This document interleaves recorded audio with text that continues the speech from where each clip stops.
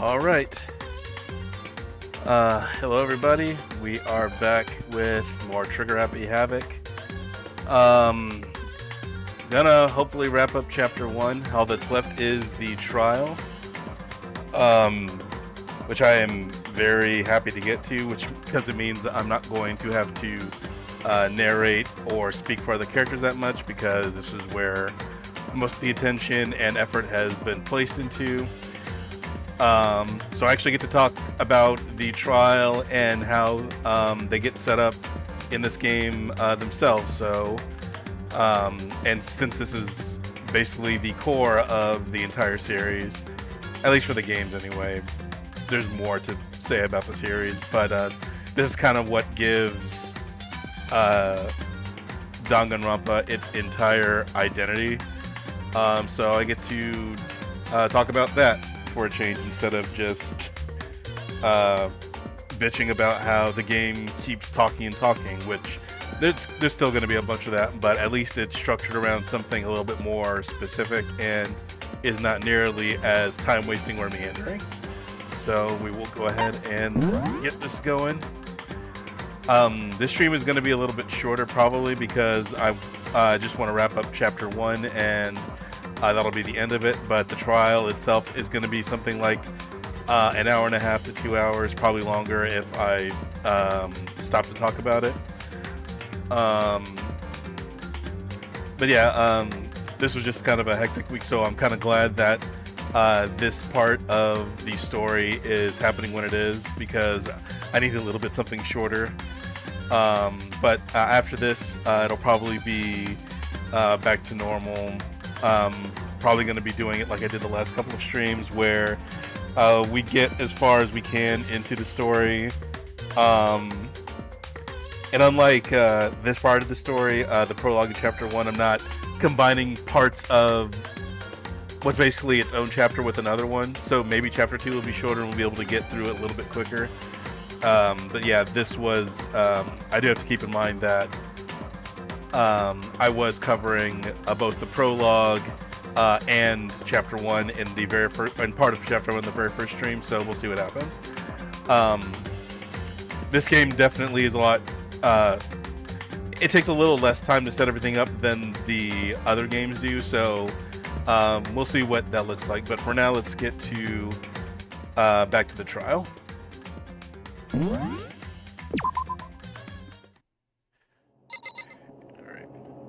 And I'm gonna have to remember how everything works, or the controls for everything in the trial too. Yo! All right, here we go.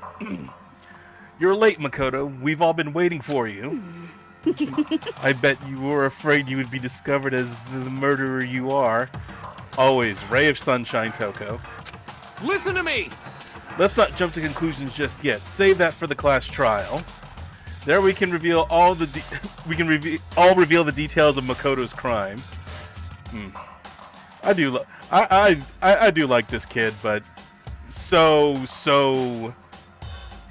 he's somehow both way too intense in everything, and also really easily, like, he is very easily led astray or like dragged along. So they really are convinced I did it, but lovely flashback. I didn't do it. Me and Sayaka both know that all too well. But then who is the killer? The one who murdered Sayaka. Is it really one of us?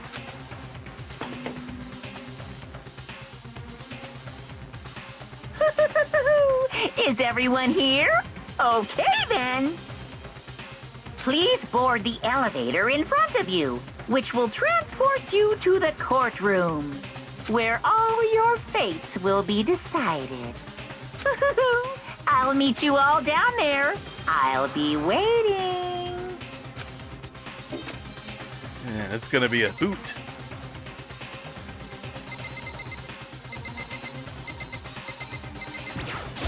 Alright, let's see what everybody has to say. What? So whoever stuck us here even took the time to set up a goddamn courtroom, huh? This will be riveting. Impossible. Damn, we really gotta go with this class trial thing, huh? You know? If you want to confess, I guess now's the time to do it. They're all good friends. Hey. There's no point in standing around here. Settle your resolve and step into the future. She could rival Makoto for being the ultimate poet. So, the school basement has become the darkened stage. We're all here to bear witness to Mr. Naegi's final curtain call. That sounds something like... kind of like either Celeste or Byakuya would say. Well then, the time has finally come. Are you ready? Well, did you find anything that might actually prove your innocence? I mean, if we didn't, after all that time investigating, people would be pissed. You know what I mean. Well, I did my job. I'm counting on the rest of you from here on out. Being so insistent, even though you obviously killed her, very impressive. What the heck? I can't help but wonder what whoever killed Sayaka is feeling right now. I'm sorry. Sorry, in the end, I wasn't able to do any looking around or anything. Is this really how Sayaka would want us to find out who killed her? I mean, kind of at the will of your hostage taker, so you work with what you got. Got it! Relax, I haven't decided 100% that you're the culprit just yet. Maybe, but you're obviously leaning that way.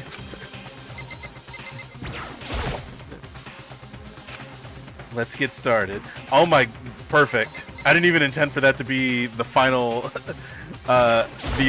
final statement, but thank you, Kyoko. I guess I have no choice but to get on this elevator. Well then. Let us begin. Yes, indeed. Good idea. Hey, Are you scared? I'm sorry, I was thinking of another playthrough I watched when they got to this particular scene. I'm not gonna get into it. No, scared isn't quite right. Makoto. I said it before, but it's up to you to uncover the mystery surrounding this case yourself. If you don't, you'll never come to grips with the truth. I need to uncover the truth of Sayaka's death. I didn't need someone else to tell me to do that. In Sayaka's honor, I swear I'll find out who the real killer is.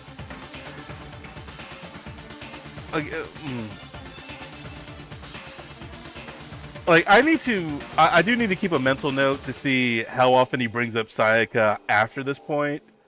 Because the game doesn't treat her very importantly after this.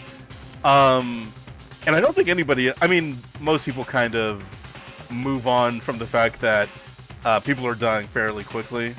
I guess they have to. But yeah, there's always like a huge buildup around a certain like whoever's involved with the trial or whoever has been murdered, and then they get over it alarmingly quickly. As I raise my voice to try and give myself courage, I turn, trembling with anticipation, toward the elevator. With each step forward, I could feel my heart starting to race faster and faster. Everyone else was already on the elevator. When I finally stepped on, the doors closed and the elevator started to move, as they are wont to do. They are elevators. The steel box descended. Oh, we're getting into poetry time. The steel box descended with heavy clunking sounds towards the school's basement. I wonder if this is how a death row inmate feels when his time finally comes. Oh, Rather than that, is it not more like a defendant waiting to receive his judgment? The difference being, oblivious to our shared anxiety, the elevator lowered us further and further into the bowels of the school.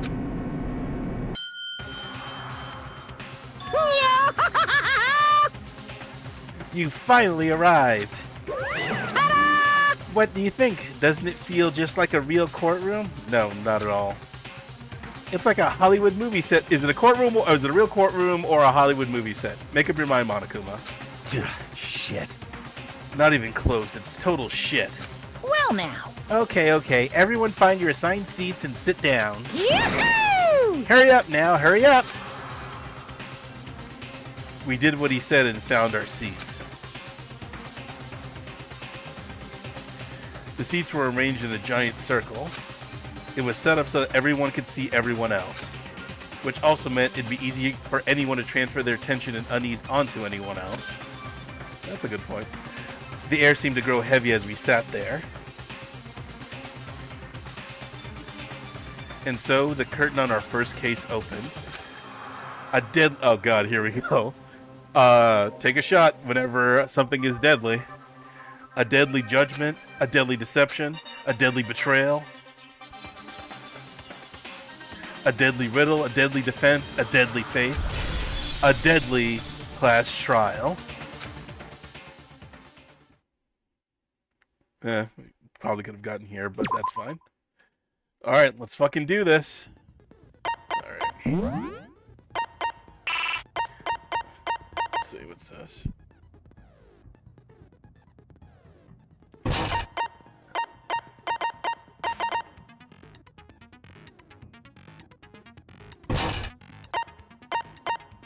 Yeah, I don't have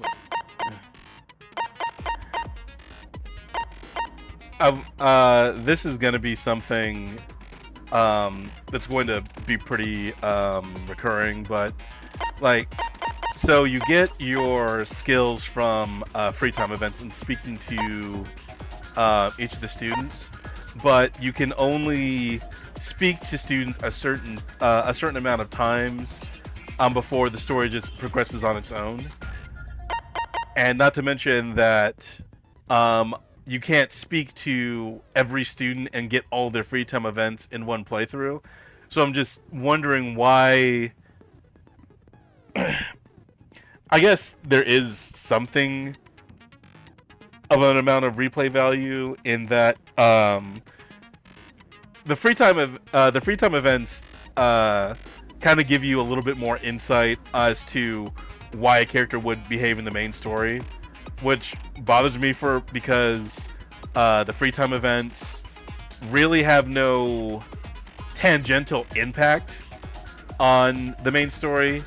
Like if you complete the free time events, no matter who you speak to or how many free time events you complete with this particular student, the main story is still going to unfold in the exact same way. So I'm basically getting to the point. It's like, I don't know why they made it so that you couldn't do all of the shit in one go through. So if you want to get everything, you have to play it more than once. So, and again, nothing changes. The story is so linear that, like, the only thing that you would get from any sort of replay in the first place is just going, oh, okay. But it's a very weird setup. So what do we got here? Yep, truth bullets. What I actually need to remember is the controls. Oh, did this update yet? Or is it? No. Oh, here we go. This is fine. Now she's labeled as deceased.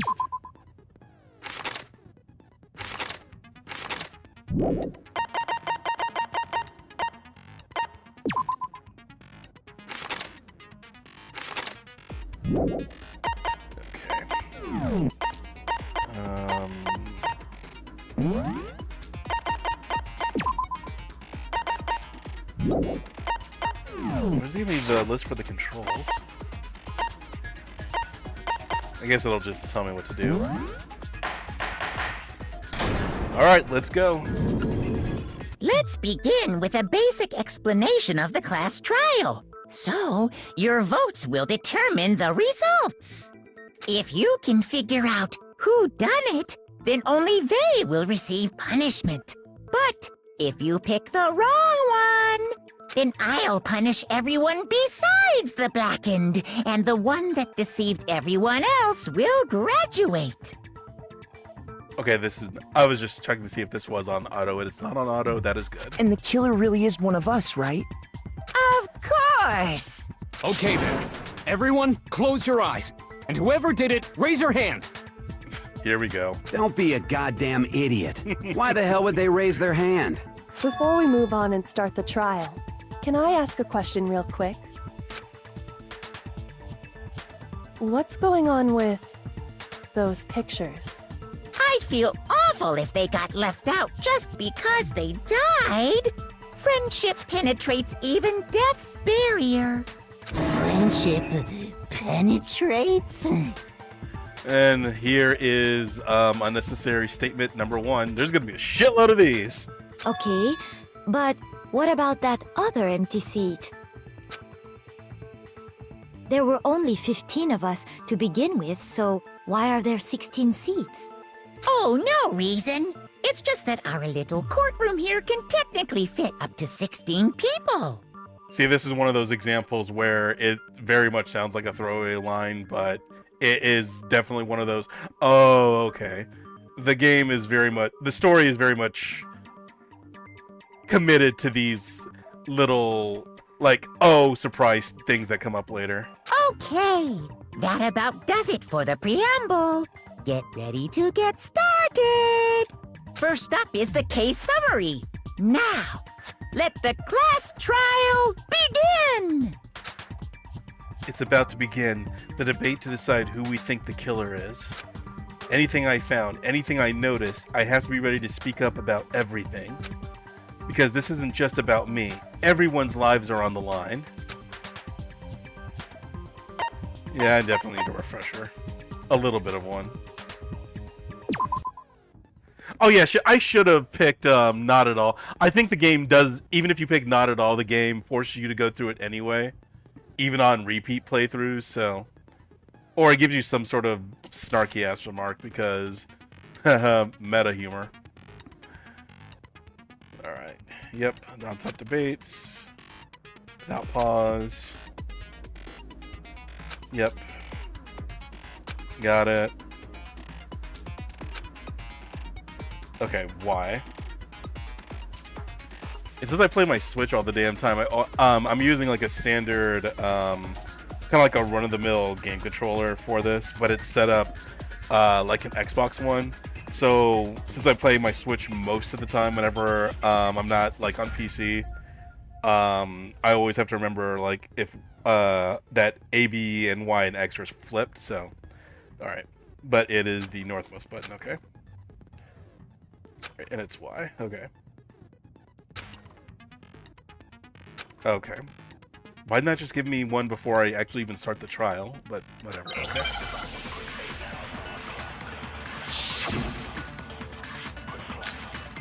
Yeah, I really do like talking about this game, so I figured why not stream it. Thank you for stopping by. I assert that the one who was murdered was Miss Sayaka Maizono! Yeah, we know that part already.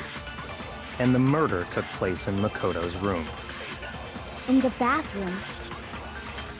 So it seems most likely that the killer must have taken her by surprise while she was in the bathroom. She didn't even have a chance to resist. No, that's wrong!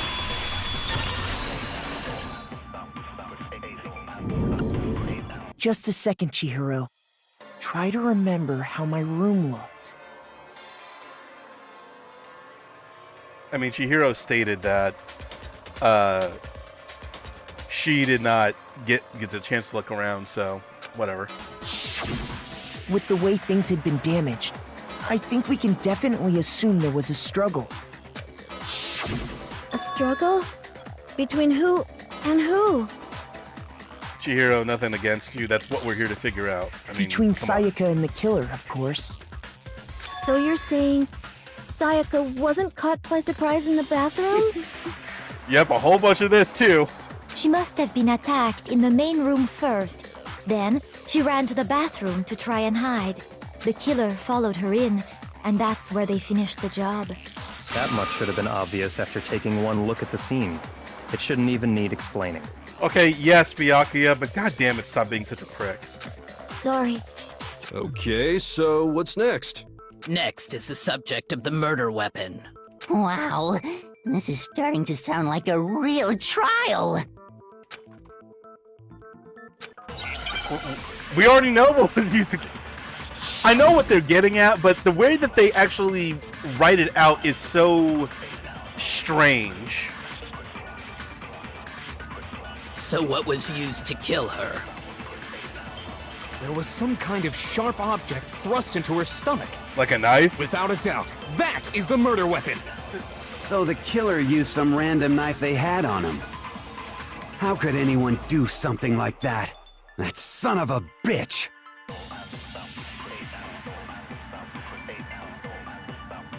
Like, I know that it's just... This is the first trial, and it's supposed to be the tutorial. The problem is that you can set up a tutorial without necessarily being this roundabout. Like, I mean, yes, there's a whole lot of things that kind of already lead you to the conclusion, but you can circumvent actually getting to that conclusion without necessarily wasting people's time or extending it out to like this length. But this is just what the game does all the time, and I don't know why. I generally feel like So what was used to kill her? I really feel like the devs and the writers did not think kind of highly sharp of object the thrust player's into her stomach. intelligence. Without a doubt, that is the murder weapon. So the killer used some random knife. No, that's wrong. And yeah, I also need to remember how to fast forward everything so we're not going through No, everybody's dialogue in I real do time think it was a 1,000 knife, times. but not just any knife. I'm almost positive it was a kitchen knife. Huh? A kitchen knife? After the murder, we discovered that one of the knives from the kitchen was missing. Which means that knife must be the murder weapon. Oh, yeah. I guess that makes sense. You could sort of see the weapon sticking out of her stomach. See, and that line right there indicates the issue, because that him saying that negates that entire nonstop debate right there. And if you look real close, I could totally see that being a kitchen knife. Okay, so the murder weapon was a kitchen knife, but where does that get us? I mean, we all know Makoto killed her, right? That's right. Makoto's room was the scene of the crime. What more proof do you need? Hold on a second. Let's draw our conclusions after we've presented our arguments. Otherwise, what's the point of the trial? Well, we can talk all we want. It's not going to change that conclusion. I mean, how else would this game be able to pad itself out the way that it has if it didn't rely on its characters making insane leaps of logic? I don't think that's true at all. I'm sure if we keep at it, something new will reveal itself. You really believe that? She's right. There's got to be a breakthrough somewhere just waiting for us to find it. Because I know damn well I'm not the killer. I don't know if it's easily accessible. There is a fan game. I think it's Danganronpa, another. I don't know really much of anything about it. Apparently that game has a wild-ass twist that kind of screws with your perspective of being the playable character or the protagonist. But we are far from that. Let's see what you got to say. Yep, RB.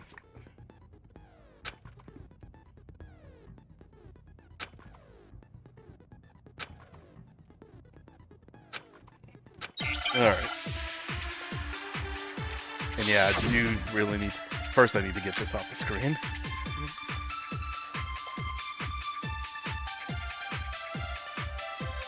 So I get. Okay. Controls real quick.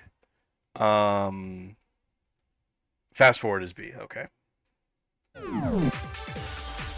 Yeah. But where does that get us? Makoto must have taken it from the kitchen, right? He did it in secret when nobody was in the dining hall. And then he went and stabbed Sayaka with it. So he really did do it. Yes, then it's been decided. We've reached the end. If only.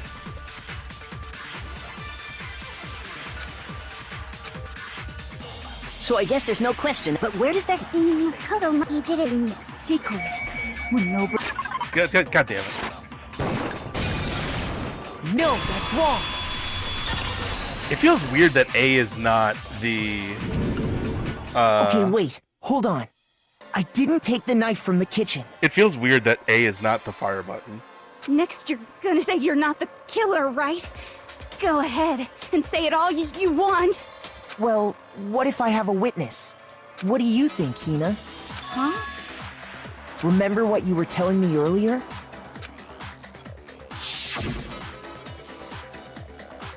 Yeah, I checked out a little bit of Another 2, and that game has like a couple of like the best twists in the entire series, even if it's just a fan game. And I'm just like, damn, I wish the main game had something like this. That would have been real wild. But Kodaka is not that kind of guy.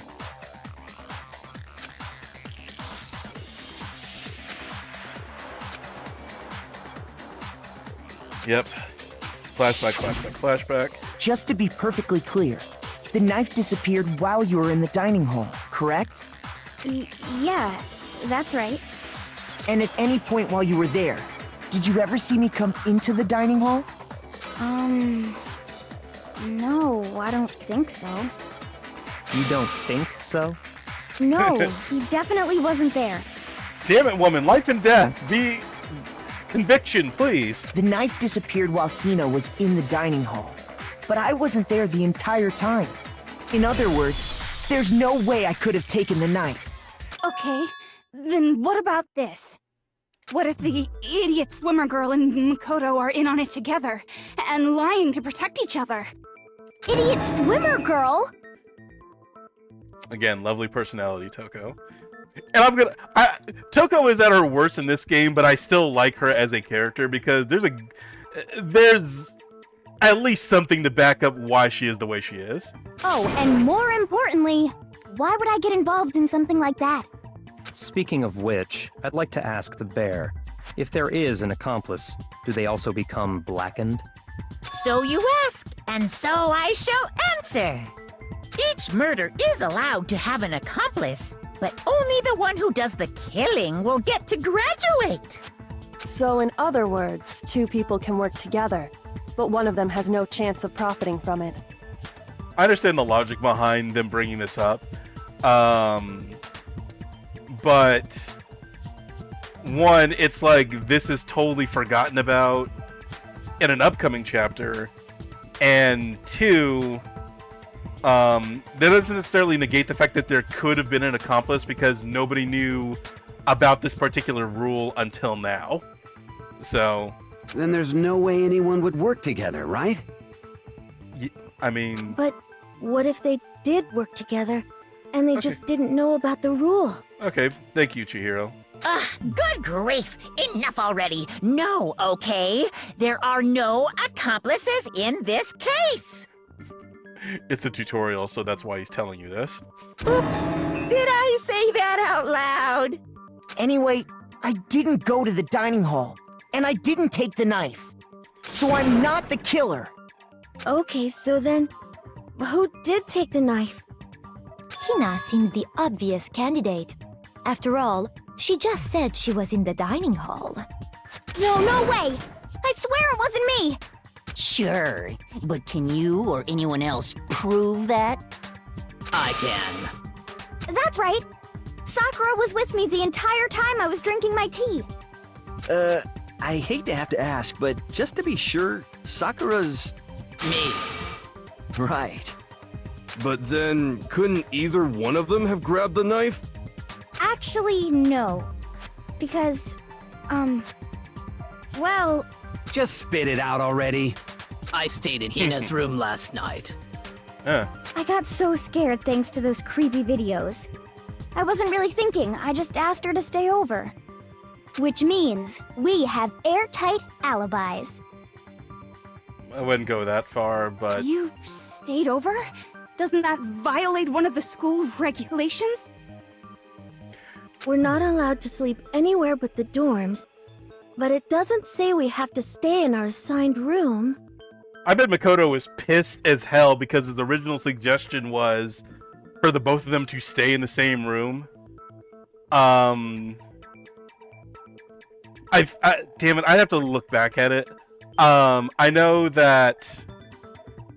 I mean, I guess it doesn't matter because Sayaka was planning to murder somebody anyway. Yes, I'm played this game like it's almost 15 years old. For anybody who didn't watch the last two streams or doesn't know now, I'm not necessarily treating any of this with any sort of new knowledge or reverence because I already know what happens, and the point is just to talk about the game itself. But anyway, point being that like I forget if it was Sayaka or Makoto who suggested switching rooms as a whole, but it's just like, yeah, that first suggestion was that first suggestion that Makoto had. I bet he's just like, should have pressed harder on that. So, I don't think that's a problem. It is a problem! A boy and a girl spending the night together? It's unwholesome! 2024, Taka, be better. But I'm a girl. You are? Oh my gosh, I'm so sorry! Again, just hold that L and be better, Taka. But if it wasn't either of you, then what other possibility is there? Actually, there is one other possibility. Right, Hina? Oh, yeah, that's true! One other person did come to the dining hall while we were there. And it's like, again, this is another one of those things where it's done specifically to pad out all the dialogue. Hina, your testimony, well, I guess not official, wouldn't call it testimony. Your account is one of the key pieces of evidence here, and you gave it specifically to Makoto not that long ago. So it's like, how are you forgetting all of this pertinent information that you just divulged not too long ago? Again, I know there's a difference between not being all that bright and just being plain as forgetful. Why didn't you say so in the first place? Well, because they're not here anymore. Sayaka. She's the one who came to the dining hall. And then later, she wound up dead. So Sayaka. Okay, so the person. Yes, the person who took the knife from the kitchen was Sayaka. I got it. Then, Sayaka is the one who took the knife? That's the only possibility. And thinking back on it, she was acting kind of unusual. When she came into the dining hall, she didn't even look at us. She just went straight to the kitchen. As she left, she said she just wanted a drink of water. But most likely... Then the person who took the knife was the victim herself. I'm sure she just took it for self-defense. So you're saying the knife she took was then taken from her, and she was killed with it? In that case, you may not have taken the knife, but you still could have killed her. What? See? He did do it after all! God damn it, Toko. No, you're wrong. So, that's how you would twist the argument and send us all off in the wrong direction? That actually would be a very interesting development, but that's not how this game rolls. You possess a most terrifying talent. Damn, if I don't do something, they're gonna blame me for the murder. Don't they understand? If they convict me, everyone's gonna die. I mean, that's the point, Makoto. You have to convince them with all of the evidence that you have that you're not it. Hold on. It's still too early to decide conclusively that Makoto is the killer, wouldn't you say? Because you see, if the room did belong to the killer, then they did something most bewildering. And until we unravel that little mystery, you simply can't declare that he's the killer. Bewildering? What the hell are you talking about? Something was missing from the scene of the crime that by all rights should have been there. You know what I'm talking about, don't you? Up here we go. This game, the nonstop debate is actually really, I wouldn't necessarily call it fun, but it is very dynamic and does have like really add to the game's sense of style. This one is just is truly a waste of time.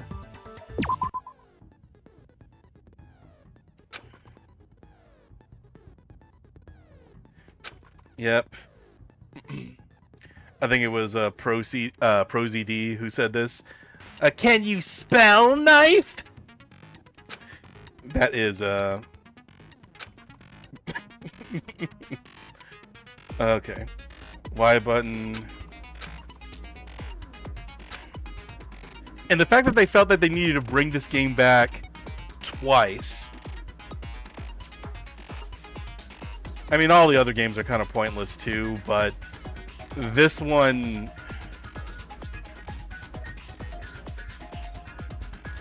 if the point is to give you something interactive to do, this is probably just the most boring out of all of them. Not the most frustrating, but definitely the most boring.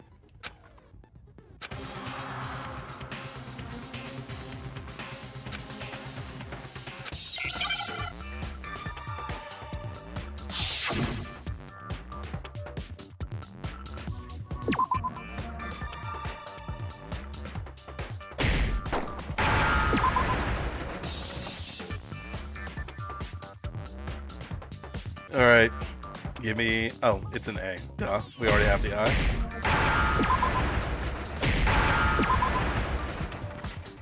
Now I understand! That's right! There wasn't a single hair on the floor! So, the culprit removed some evidence? Yes, and if I were the culprit, why would I need to get rid of all the hair in my own room? It wouldn't be unusual at all to find my hair at the crime scene if the crime scene is in my room.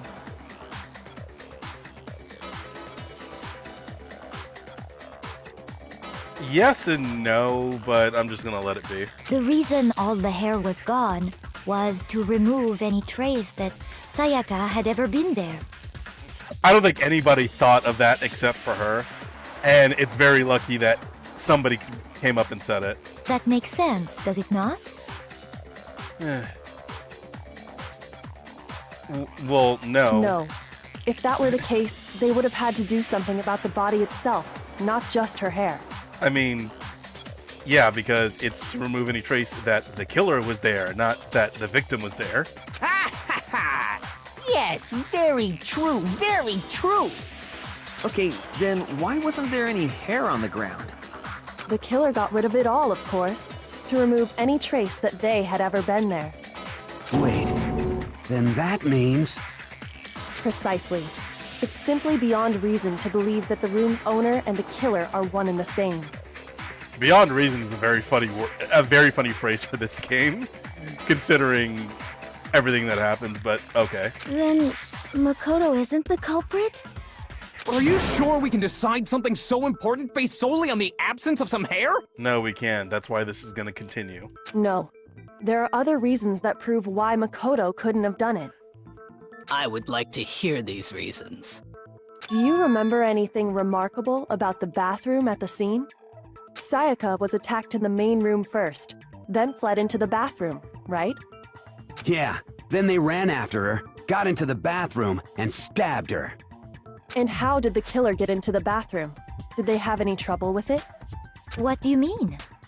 It's fairly certain that the killer had some trouble getting into the bathroom. There was clear evidence left behind. Do you remember, Makoto?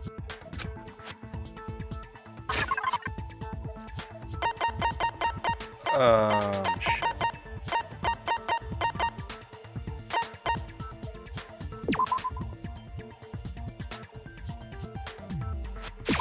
I got it! Evidence that the killer had trouble getting into the bathroom.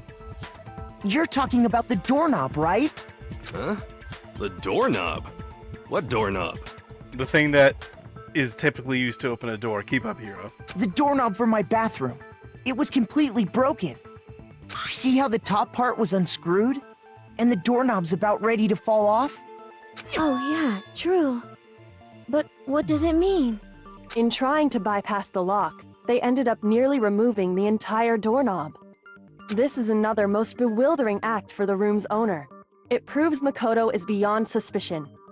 So what? You're saying he wouldn't break the door in his own room? But if the only choice you have is to break it, you break it. There's nothing bewildering about it. You still don't see? Okay then. Let's take another look at how the incident unfolded.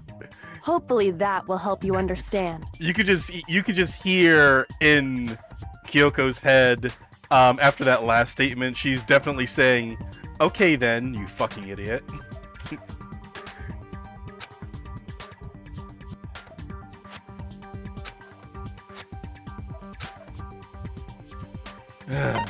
Get on with it, please. Here we go.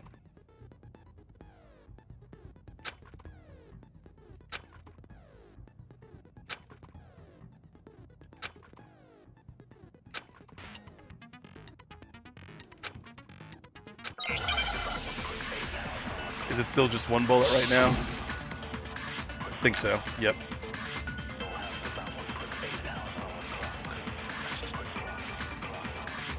The incident took place in Makoto's room. Sayaka was first attacked in the main room. She then fled into the bathroom. Then the killer ran after her. And they got into the bathroom. At that point, the killer had to try and bust down the door, because Sayaka had locked it. And finally, the culprit had Sayaka cornered. And to finish the job, they stabbed her with the kitchen knife. It was you, wasn't it, Makoto? Admit it! We already know the answer. Thank you, Toko.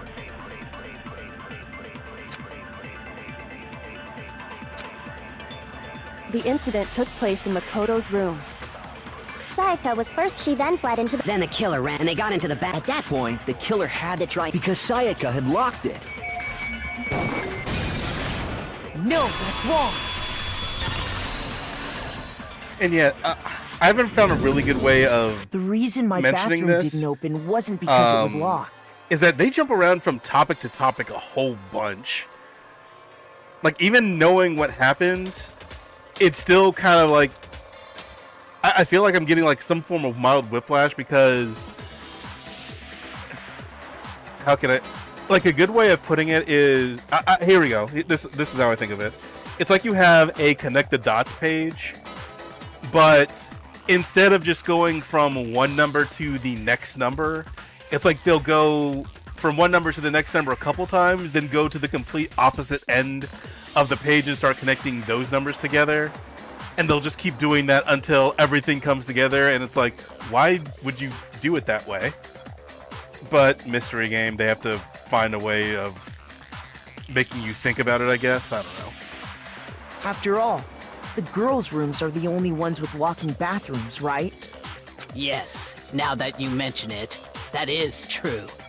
Then why didn't your bathroom door open? Because it was stuck. Huh? What are you talking about? My bathroom door doesn't fit in the frame quite right.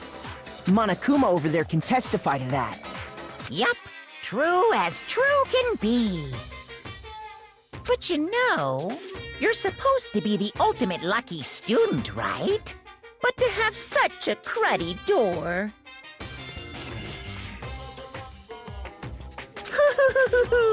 That's not lucky at all.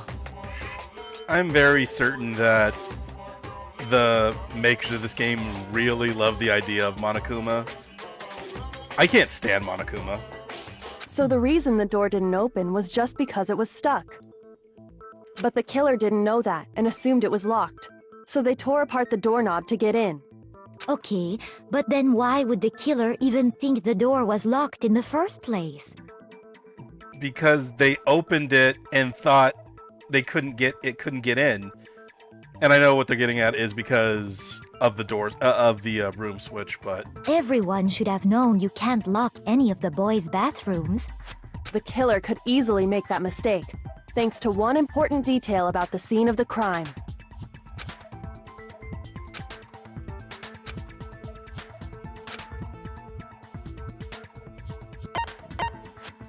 I got it! The killer must not have realized that it was my room. What? Are you saying the culprit didn't even know where he was? That's inconceivable! And yet, he's absolutely right. Say what? Well, to be more specific, the voice acting in this game is pretty great. what the killer didn't know was that Makoto and Sayaka had switched rooms, which is what led to the misunderstanding about the bathroom. If Sayaka had been in her own room, then there would have been a lock on the door, and they would have had to break through! So they had no idea how unnecessary their actions were. ultimately, we can't know if it came open by force or simply by accident. But the killer must have been considerably confused, with no idea how they actually got the door opened. Regardless, it was a pointless act. Wasting time trying to break down a door that wasn't locked is... Definitely something I wouldn't do, since I would have known exactly why it wasn't opening, right? That is a definite possibility. Wow, be more thrilled. Be a little bit more thrilled that you're not going to die by picking the wrong person as the black end. So the killer would have to be someone who didn't know they'd switched rooms? Then Makoto couldn't have done it. That's what I've been trying to tell you, you fucking idiots. Okay, then who did do it? I'm sorry, but I give up! Quit without saving! That means you die. But what happens if we can't decide on who we think did it? Then you all die. Fucking damn it. How do you guys not get this shit yet? Well, why don't we just vote right now? Majority rules! Majority rules? Do you really think that's a good idea? Yeah, our necks are on the line here. Someone seriously needs to do something. For serious. Does no one have any other thoughts or questions? It does not matter how trivial they may seem. Oh, as a matter of fact, I do have one question. Oh, you... You don't gotta sound so disappointed. I mean, do you want the trivial question to be asked or not? This is what, I guess this also kind of ties in what I was saying about how blasé everybody kind of is around the subject of murder in the first place. Because yeah, they move on super quick. They don't seem to ever grasp the severity of the situation that they're in until like a visual representation of it happens. Like they got freaked out by, they were actually legitimately freaked out for good reason when they found Sayaka dead. They saw Junko murdered right in front of them. So it's like, just keep that as a possibility in your mind. It's fine, it's fine. Just ask your question. Oh yeah. Okay, so, well, I was just wondering, how did the culprit get into Makoto's room in the first place? That's not even a trivial question. That's a good question. Yes. How did the killer get inside? Maybe Sayaka just dropped the key somewhere and the culprit picked it up. That's possible, right? I don't think so. That seems way too convenient. Then, maybe someone picked the lock? Negative! If you remember, Monokuma made it quite clear that the locks are all unpickable. Fine. How about this? The killer got in the easy way.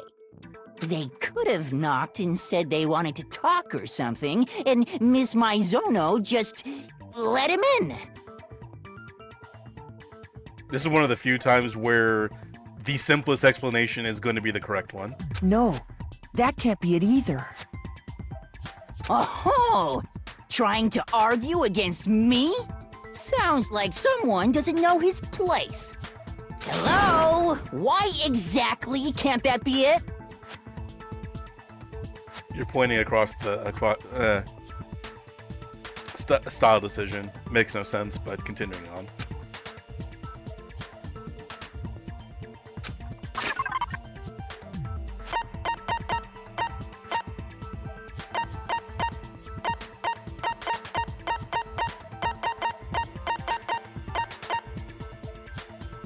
Is it just the switching rooms?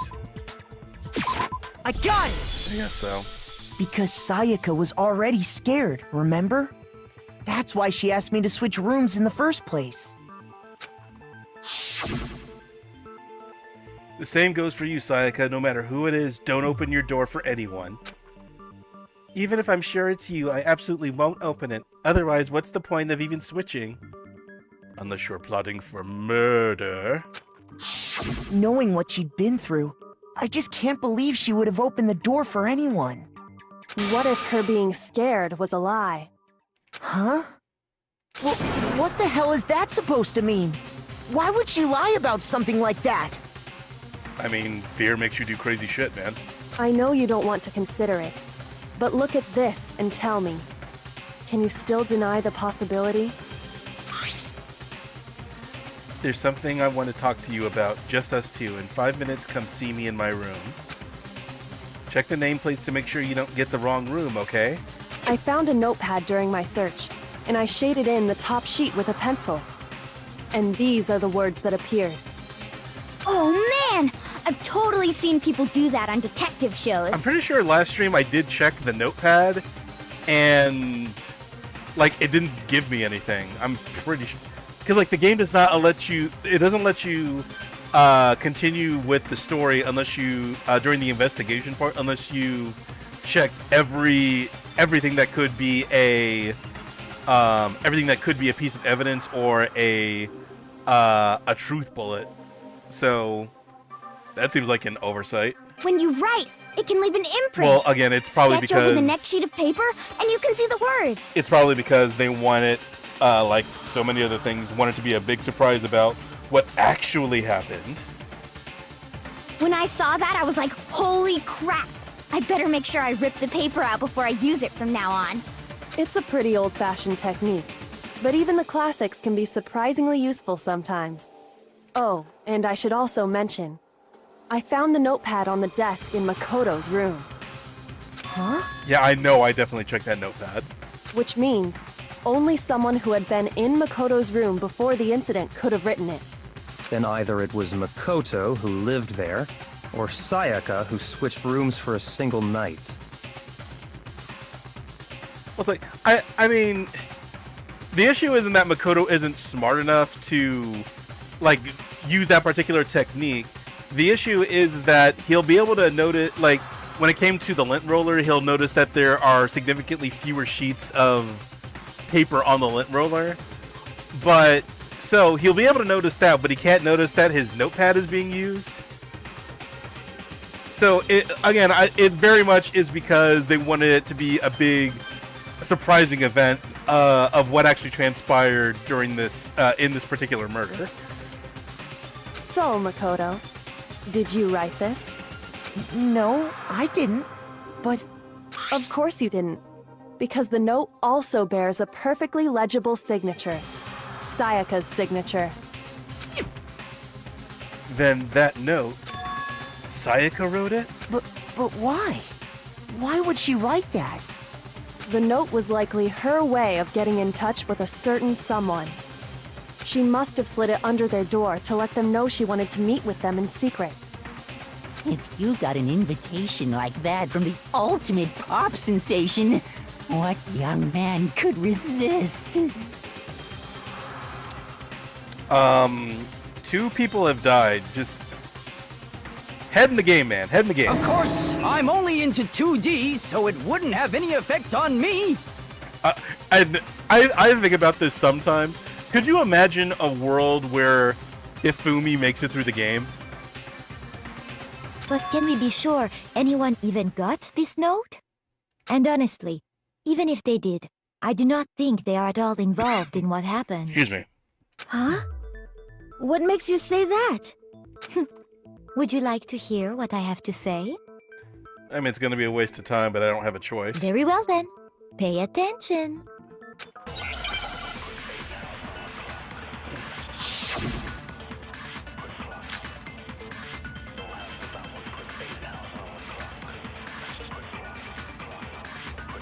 Sayaka and Makoto switched rooms, correct? But in the note, the place they were asked to come to, it specifically says, my room. I see. So if someone read that note, then they would have gone to Sayaka's room. Exactly. The room that Makoto was staying in. So in other words, even if someone did read the note and did what it said, they would not have any connection to what happened. It certainly would seem that way. This one I forget. I'm pretty sure it's that long-ass sentence, that long-ass weak point, but, Sayaka and Makoto switched rooms, correct? But in the note, the place, it specifically says, my room. I see. Then they would have gone to Sayaka. Exactly. The room that Makoto was staying. there we go. No, that's wrong.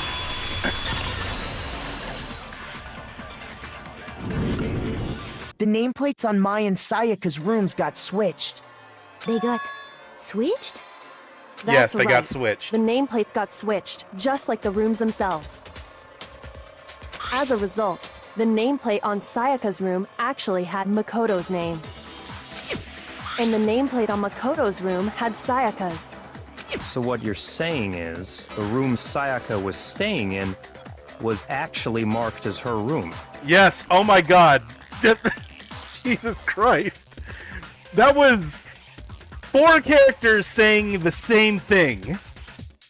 Then, if someone did do what the note said, they would end up at Makoto's room where Sayaka was. Plus, their rooms are right next to each other, so switching the nameplates would be no problem. And the one who switched the names was... Well, of course it wasn't you, right, Makoto? Right? Okay, then who did it? His simp meter is going down in real time. I got it! Me and Sayaka were the only ones who ever knew about us switching rooms. So the only other person besides me who would even know to switch the nameplates was Sayaka. You can also infer as much from her note.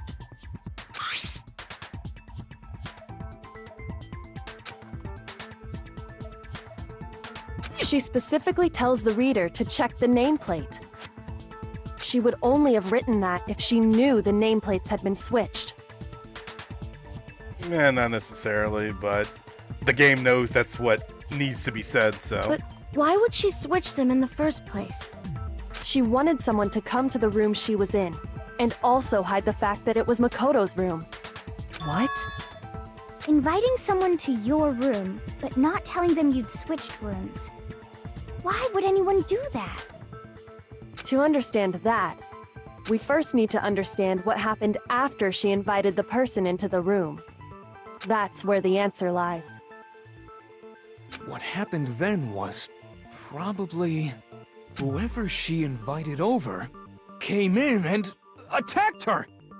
We figured it out! We know who did it! Whoever she invited over is the culprit!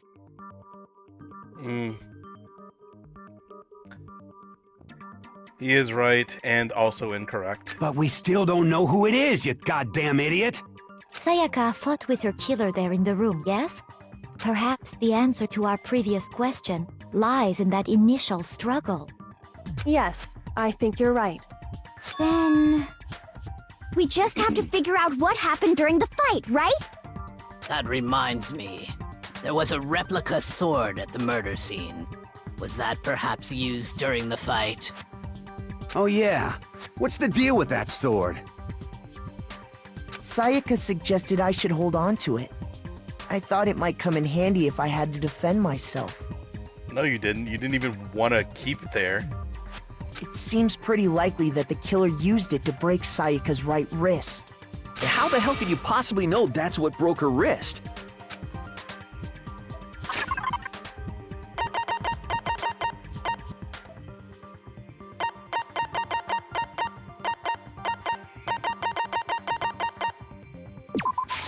I got it! All you have to do is take a good look at her broken wrist, and it should become pretty clear. Right there where her wrist is all swollen. There's something glittery there. See? Is that gold? Like, I actually like the setup and the evidence that is used in this case. It's just the main issue with this case, and it's present in all the other ones too, is just the order of it's basically the order of how they go about trying to resolve shit, and also the repetition. Always the repetition, but you kind of just need to get used to that. It sure is. Specifically, the gold coating from the replica sword. You barely have to touch that stuff, and it'll stick right to you. And there's some on her wrist because... I got it! Because she got hit with the sword! Right there on her wrist! I see. And so the truth draws ever closer. All right, then it's about time to solve this mystery.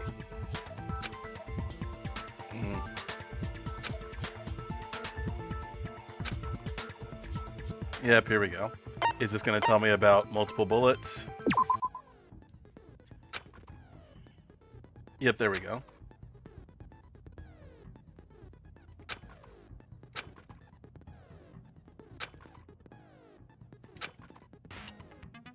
Alright, and that's LB.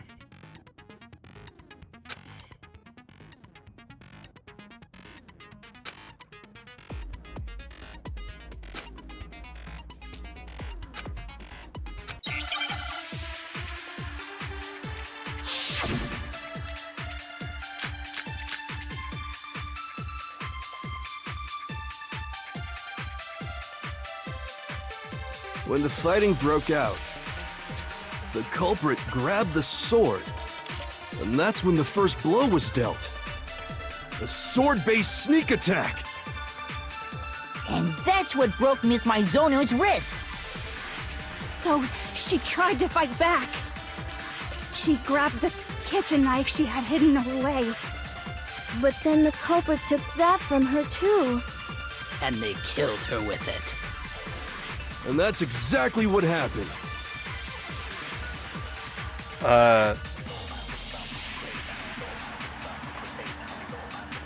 They are not going to learn this lesson. They should never let Hiro be the instigator or the lead on any sort of argument in this game.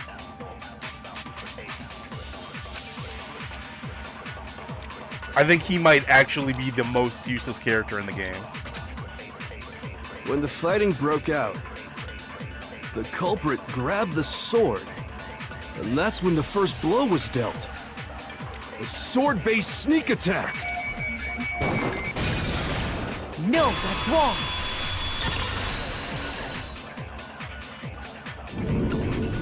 Actually, no. I don't think the fight started with the sword. Huh? Why not? Because the sword's sheath had been scratched. See? There's a gash in it. Like someone cut into it with something sharp. It would be great if the visual indicator of that actually reflected that, but Something sharp? You mean like the kitchen knife? That was the only sharp thing found at the scene. Stop jumping ahead! Slow down and explain it so I get what the hell's going on. If the sword was used first, there wouldn't be any explanation for the scratch on the sheath. If you were going to attack with the sword, you'd take it out of the sheath first, right? That's true. With the sheath on, it'd be heavy and bulky and useless as shit. Okay, so how did the sheath get damaged? the knife was used on it. 2 and 2 equals 4. This is not hard. If they got attacked with the kitchen knife, maybe they grabbed the sword as a defensive impulse. In that situation, there wouldn't be any time to actually unsheath the sword. So you're saying the sword was initially used to defend against an attack from the knife? Which means whoever had the kitchen knife was the one who attacked first. I know with this many characters, and the fact that this is a very a dialogue-heavy game, it's going to be a shame if you don't necessarily get your money's worth or have your time be validated. But dear God, just the way that this game's dialogue isn't a set formula of statement of like obvious statement, then it's explanation of obvious statement, then it's confirmation and reconfirmation and re-reconfirmation of obvious statement. I think I get it! So here's how it all played out. The culprit came in, found the kitchen knife hidden there somewhere. Then they took the knife and attacked Sayaka before she knew what was happening. So she grabbed the sword to defend herself, but then the culprit took that from her too. Then, after they broke her wrist with the sword, they took the knife and finished it. Sorry, but I don't think Sayaka used the sword to defend herself. What? How the hell can you not think that? Because she never held the sword at all. There's a certain part of her body that makes this clear.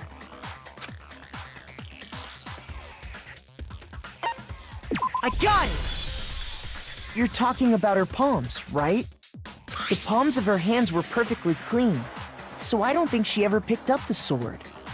How can you know that just by looking at her palms? Well, something that we talked about maybe not less than 5 minutes ago, but not much more than 5 minutes ago. Like I said before, the gold coating on that sword comes right off.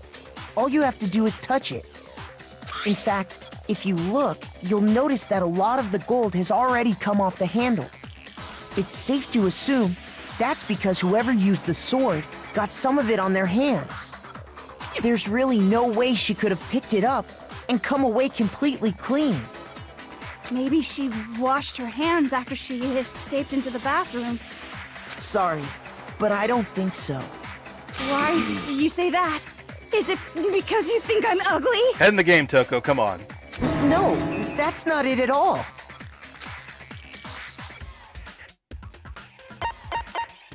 I got it! According to the Monokuma file, Sayaka's time of death was around 1:30 a.m. In other words, at nighttime.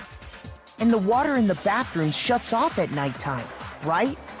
Oh, I didn't know that. Actually, I haven't taken a shower here yet. Oh my. Oh, Jesus. I was like, shit, did you not even look at your handbook? You're no different. You smell like a big fat ugly donkey. And this is where the weird fetish shit kind of starts.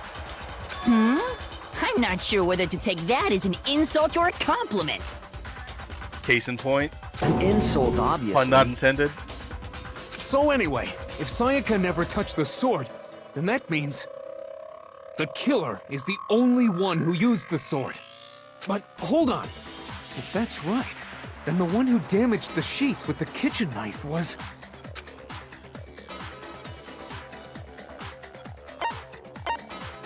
I got it! Sayaka? She had the kitchen knife? You already know that she took it from the kitchen. Why would this be surprising? But we already said that the attack started with... The person with the knife attacked first, and the sword was used as an impromptu defense. Then the one who attacked first was... Sayaka? Yep. And yet you could just see that simp meter just drop. Now do you understand? She wasn't a blameless victim in this. No, far from it. It's almost as if she'd been planning to commit a murder of her own. Yes, Makoto. She took the knife from the kitchen, then invited the culprit to the room she was staying in. And if it's true that she had the kitchen knife and attacked without provocation... Indeed. These are all the actions of an assailant. Which brings up another point. Makoto, Sayaka was the one who suggested you two switch rooms, correct? Maybe the reason she wanted to switch rooms was so that she could pin the crime on you. That is a possibility, is it not? Sayaka wanted to... on me? Yep. Not sit on you, not do dirty things with you. None of that shit, Makoto. Pin the crime on you. That would also explain why she would switch the nameplates. She wanted to get whoever she had targeted to come to Makoto's room where she was staying. And by committing the murder there, instead of her room, that would implicate Makoto. And it would have worked had she not gotten fucking filleted in her stomach. But for that to work, the target had to be lured out while still keeping the room swap a secret. If the target knew she had switched rooms, they would have become suspicious right away. So all that's why she switched the names? But doesn't that plan seem a little risky? For one thing, even if her plan worked, Mr. Naegi would just tell everyone they'd switched rooms. I don't know. I'm not sure our soft-hearted Makoto is capable of that kind of cutthroat behavior. Fuck off, Byakuya. I'm sure Sayaka realized the same thing, which is why out of all of us, she asked him to switch rooms. Plus, she was the ultimate pop sensation. A totally forgettable kid. Or a national superstar. Who are you more likely to believe? Okay, but this is only going on between the 15 of you. Well, I guess now 13. If you had, I would say, if this was like on a public stage, then probably, yes, that you have a point. But in here, you all are kind of around the same level of stupid, so... Wait, then you're saying she had this all planned out? Holy shit! But in the end, her plan backfired. She launched her attack with the knife, then found herself under attack in turn.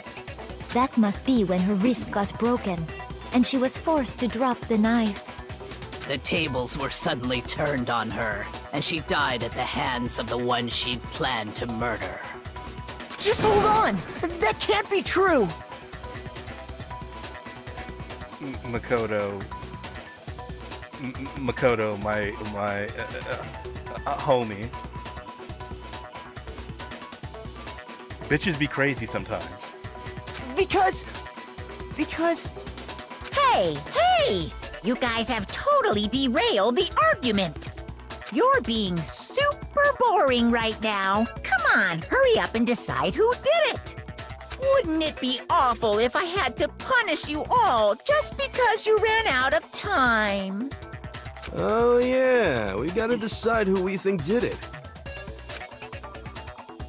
Makoto, right now you just need to concentrate on figuring out the answer to this mystery. If we can't uncover who murdered Sayaka, it's over for all of us.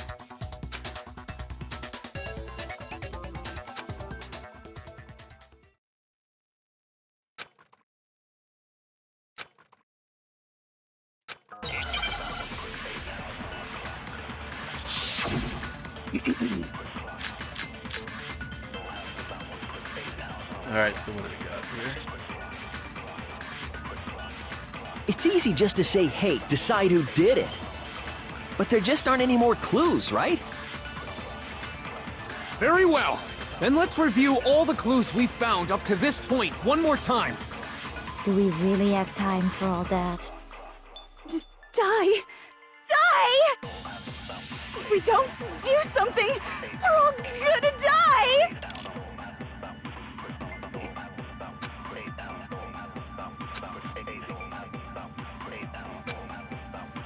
It's easy just to say, hey, decide who did it. But there just aren't any more clues, right? No, that's wrong!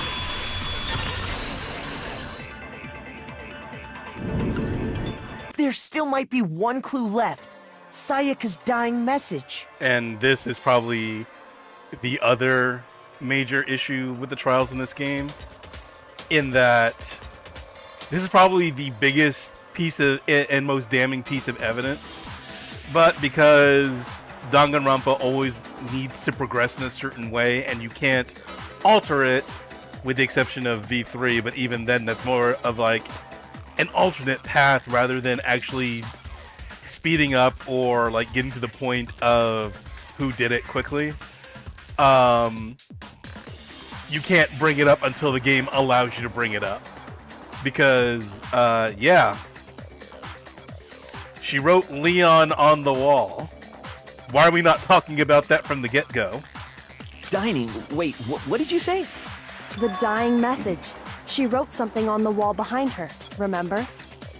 11037. Written in her own blood. There must be a clue about the killer hidden in there. Well, before we get too far into that, I need to ask, And now we're just going to derail that critical piece of information. can we really be sure that Sayaka is the one who wrote it?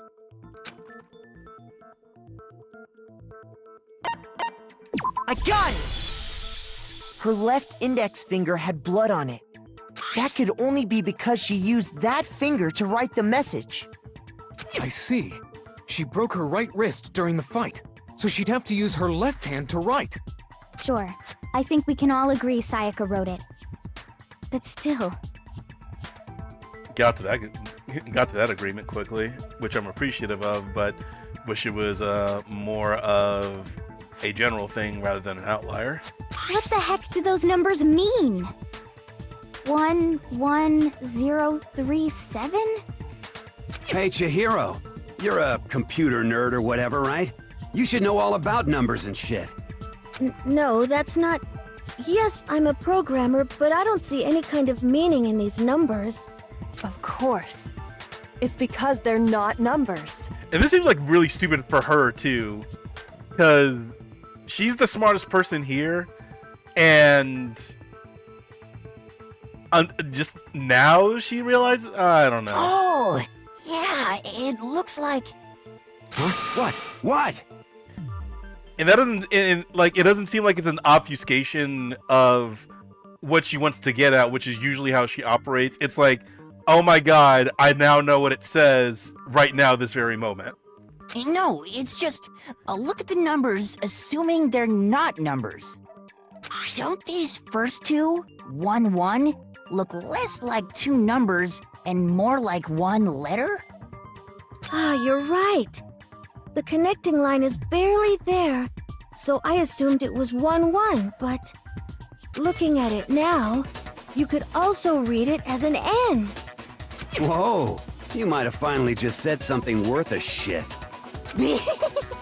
Our little gray cells are really getting excited now. 2 people were murdered recently. But even if that really is an N037, doesn't make any more sense than before.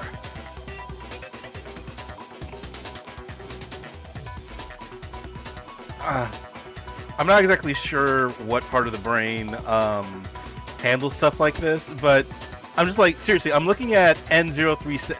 In any other, I mean, everybody does this anyway, but was this, did like nobody have this part of their brain develop? The things that like let you see things as other things, whatever that association is called. It's just, oh, this is dumb. This is very, very dumb. Case in point. Rotate the image 180 degrees. Yes, Makoto, rotate it. I think maybe I see something. Oh my god. Now I see. She wrote down the killer's name. Huh? You just shot past the clue part and right onto who did it. Otherwise, this game would not take forever, and like, don't you have too much time on your hands already? So, whose name did she write? Sayaka's dying message reveals the real killer's name. And you are fucked, my friend. Here's my answer. The key to solving this mystery was simply to rotate the writing 180 degrees. Yeah, Kyoko just told you that. If you turn the message around, it becomes the letters L L-E-O-N. L-E-O-N. Or more accurately, Leon. What? What the hell are you talking about? It's just a coincidence. Okay. It's just a bunch of random squiggles that happen to look like my name. No, it's not random at all. She wrote that message on the wall behind her as she was leaning up against it. In that position, she couldn't move to write normally, and had to write upside down, as it were. And as a result, when you look at it standing in front of her, it ends up getting flipped. Try it for yourself if you want. Write something sitting like her, and the letters will be inverted. For all you kids that at sounds home. like one hell of a stretch to me. I'm the killer? You can't just go and say shit like that. If you're not the killer, then why did you try to destroy the evidence? Huh? You know what I'm talking about, right, Makoto? The evidence Leon tried to get rid of?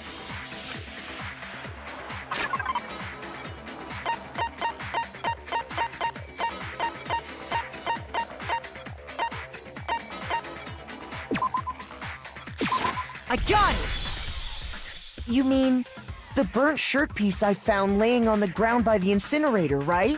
As the killer stabbed Sayaka, they must have gotten some of her blood on them. And to dispose of the shirt covered in the victim's blood, they threw it into the incinerator. But one piece burned off and got left behind. And the killer didn't notice. If they had, they most certainly would have panicked. Isn't that right, Leon? But is one scrap of fabric enough to conclude that Leon is guilty? Yeah, I mean, Leon's not the only one wearing a white button-up. I mean, sure. And admittedly, this is not anything that is presented with beyond a reasonable doubt. Although the game wants to act like it is. But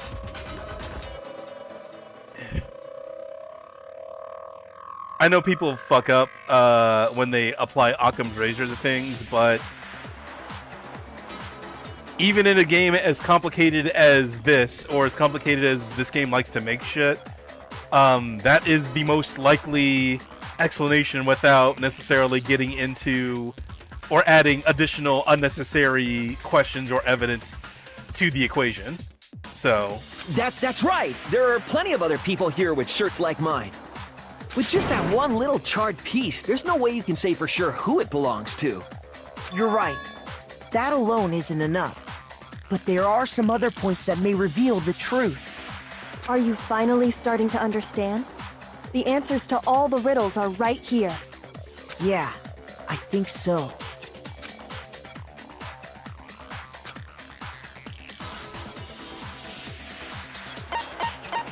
I got it!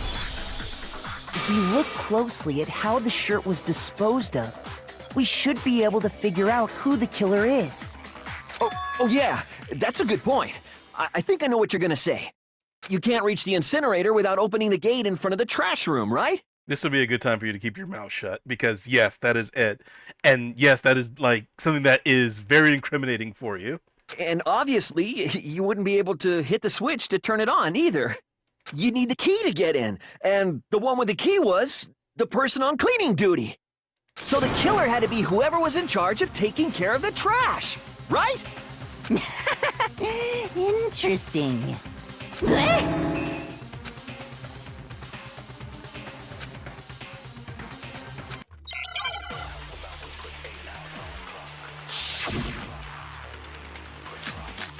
Like, I know. Like, something that they don't seem to understand is... The key to the trash room. There's a reason why... Whoever was on cleaning duty must have had it, right? Like, there's a reason why... in, like, at least in, U.S. criminal law, there's a reason why one of the things that is told is that you have a right to remain silent, and that you cannot be forced to testify if, like, you have protections against self-incrimination. So once you're, like, in a corner, I mean, this game likes to be overly grandiose and dramatic in the first place, but the reason those exist is because once you start panicking, you're pretty much going to fuck up and slip up and give essentially the final nail in your coffin. So yes, you are correct. Like, he's correct in saying that there is somebody else. It could be using the incinerator by itself, but that only works in a vacuum, and there's a whole lot of other shit that's already pointing to you, dude. So might as well just keep your mouth shut.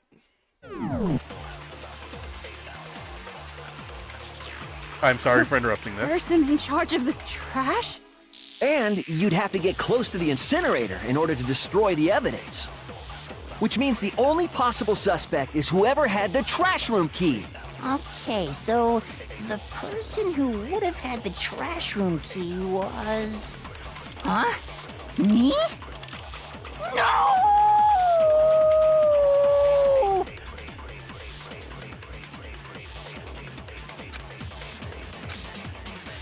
The key to the trash room...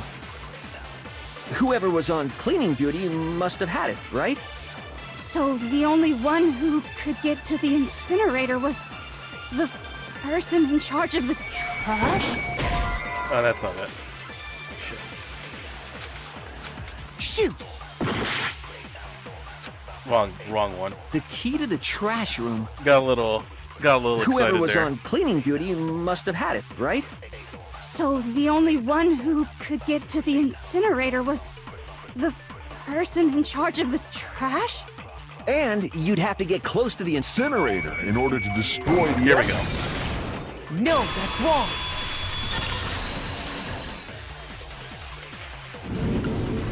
Hold on. I think I know how someone could dispose of the evidence without using the trash room key. But if you can't get past the gate, you couldn't possibly turn on the incinerator, could you? Yes, you could. If you used this. What is it, some kind of glass ball? It's busted to hell. Actually, it was supposed to be a crystal ball, but, I was a dumbass that spent way too much money on it. Like, no joke. Loved in the previous stream where Makoto's grilling him about the crystal ball, and he says that it's so like Hiro was so stupid that he can't even feel sorry for him because he spent like, I don't know, like a shit ton of money on it. And I'm just like, okay, good line. But how would you use it? I got it! The killer simply took aim at the incinerator switch and threw the ball through a gap in the gate. All they had to do was hit that switch, and the incinerator would come to life. Someone threw a gap in the gate? Yep, they did, as was previously stated. Remember what you said before, Hifumi?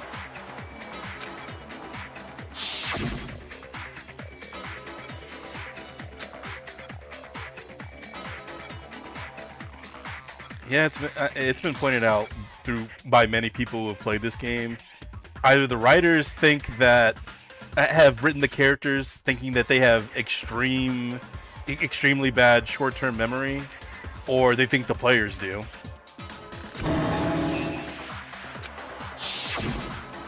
Hifumi had the key, so the only way the incinerator could have been turned on without his knowledge was because the killer was able to hit the switch without opening the gate.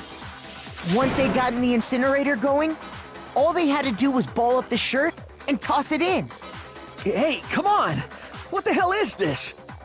You're being pinned. You are being fingered for the crime of murder. All you have to do is look at the scene to know that the killer never actually went inside the trash room. The shards of broken glass, the incinerator left running, the piece of shirt that escaped the fire. If the killer had been on cleaning duty, the evidence would have been taken care of much more thoroughly. Wait, no, just hold on. But the distance from the gate to the incinerator has to be at least 30 feet, right? The pinpoint accuracy you'd need to throw a glass ball that far and hit something that small. Could someone really do that? That's right! There's no way! It'd be impossible! Difficult, absolutely. Impossible? I don't think so. Because the killer is...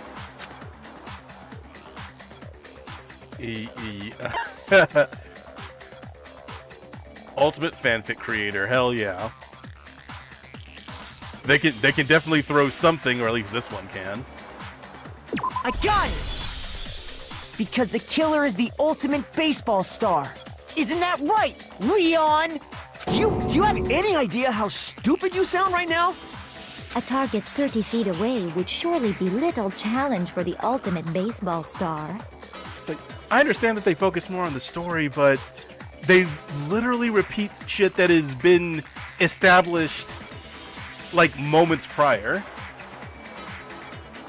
And not like against anybody who has short-term memory issues, but the repetition is a little much. Especially when you could, they have something that allows you to go back and read all the dialogue. You can't be serious. I'm not the killer! These goddamn shipper brains have got it all wrong, I'm telling you! You still won't admit it? Okay then. Makoto, go ahead and review the incident one more time to make his crime perfectly clear. And with that, we can end this. Listen to me! What the hell do you mean, end this? Say what you want, Leon. But all the questions have been answered, and the truth has been revealed. Now here's what happened.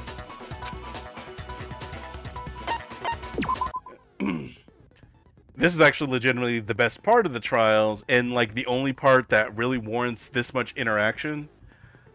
But yeah, it's not very good in this game. I'm so happy that they improved the closing arguments in the other games, because this one's really, really unclear.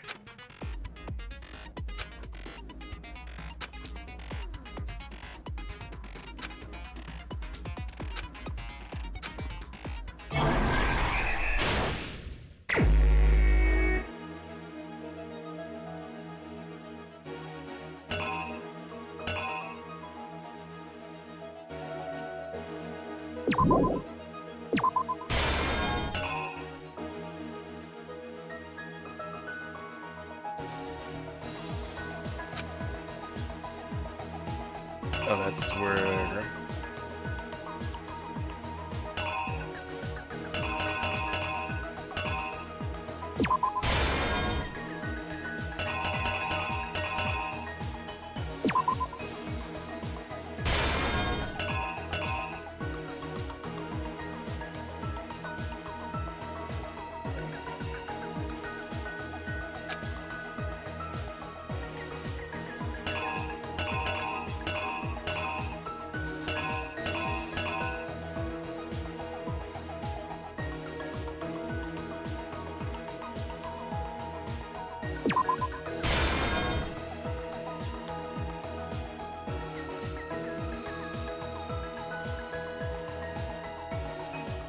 There are some good... This trial is actually not bad. I actually don't think that I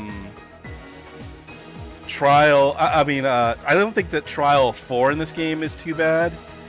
I really don't know what my favorite trial in the entire series is.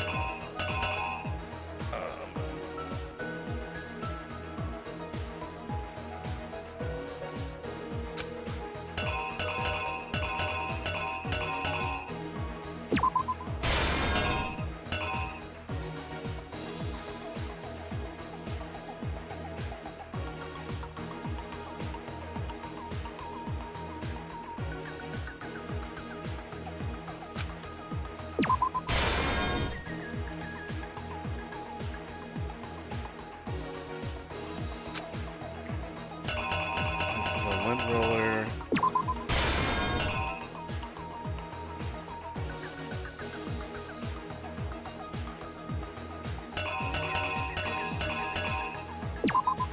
But yeah, like the issue with this one is that a lot of the panels that they get, the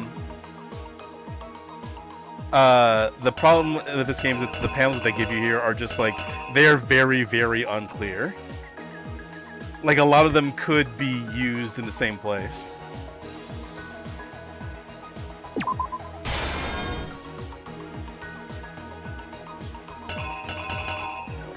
And I think this is Here's exactly what happened. pretty sure this is it.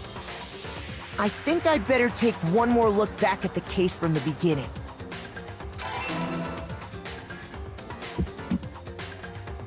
Last night, the killer went to the room Sayaka was in. In other words, my room. From what we can tell, Sayaka invited that person there intending to kill them. She attacked them with the knife she'd taken from the kitchen earlier.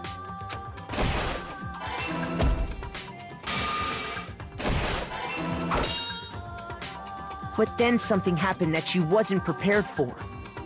They grabbed the fake sword I put in my room and fought back.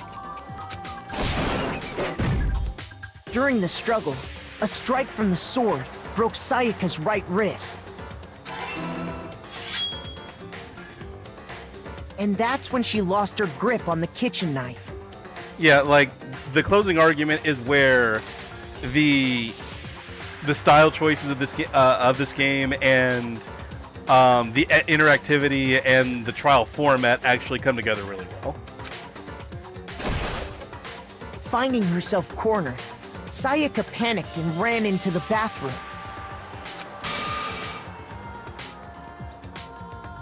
The killer went after her, but couldn't get the bathroom door open. What they didn't know was that my bathroom door got stuck easily, and there was a trick to opening it. Sayaka knew about that because I told her, but of course the killer had no way of knowing. So instead, the killer forced the door open, took the kitchen knife,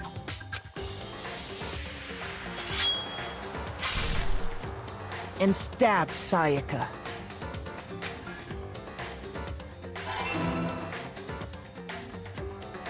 But with what strength she had remaining, Sayaka left a dying message. To keep the killer from noticing, she wrote it on the wall behind her.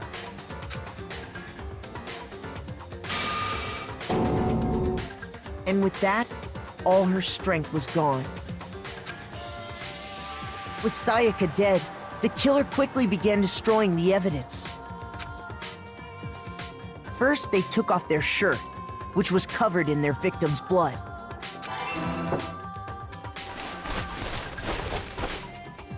Then they took the lint roller in my room and cleaned up the entire area.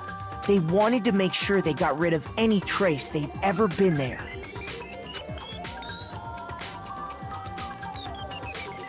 Afterwards, the killer headed to the trash room to destroy their bloody shirt.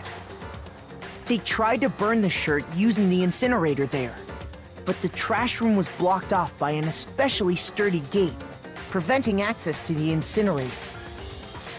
Yeah, and honestly, I think this entire trial could have worked without that piece of evidence because, like I said earlier, you're left thinking, why are we not talking about this from the get-go? Because it's the most damning piece of evidence that immediately points to someone. And secondly, there's also so many other factors of this murder that could have only led to Leon in the first place. Again, I know it's there because this is the tutorial case and they want to make sure that you understand what you need to do, but that's going a little too far and giving away the entire game.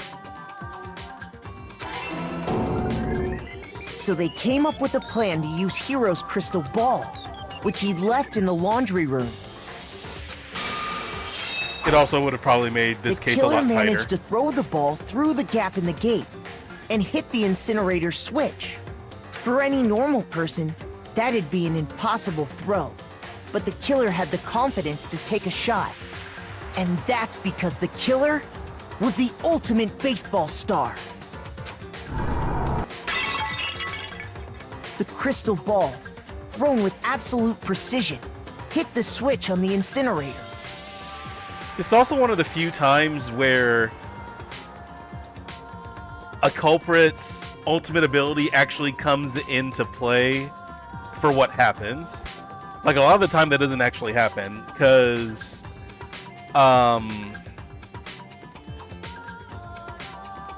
like, I'm really trying to think of where somebody's ultimate ability actually plays a very obvious and observable factor into like whatever took place, and I can't think of any other time. Which then quickly roared to life.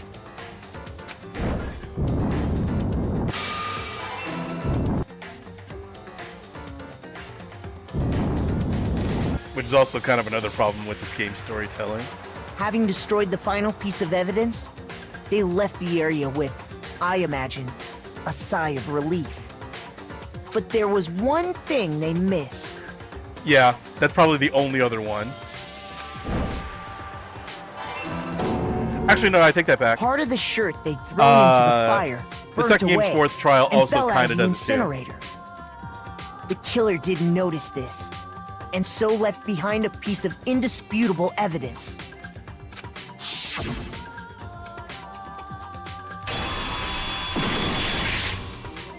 Isn't that right, Leon? You killed his waifu, bro. It would appear that Hiro simply forgot his crystal ball in the laundry room. You went there to try and wash the blood out of your shirt, and that's where you saw it, right? Seeing the ball, you thought of a way to take care of everything. So, Leon, do you object to anything that's been said? Do I object? Hell yes, I object! Of course I do! I object! I object! I object! I mean, all of this is just a bunch of stupid theories! You need evidence! Where's the evidence? Everywhere.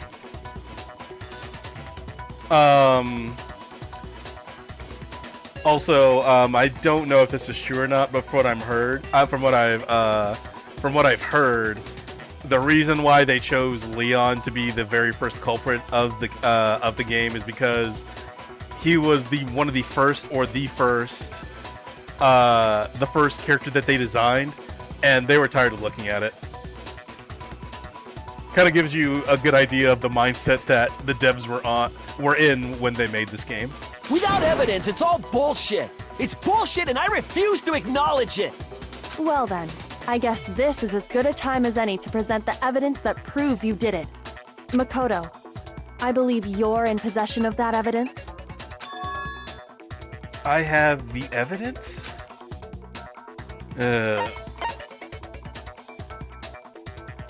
Now this is... I have no idea. I have no idea why they put this particular game in here, and it's a mainstay. It's been in every single game, and I don't know why. It gets better in the other games, but it's still just... God, this game is stupid. This particular minigame is so stupid.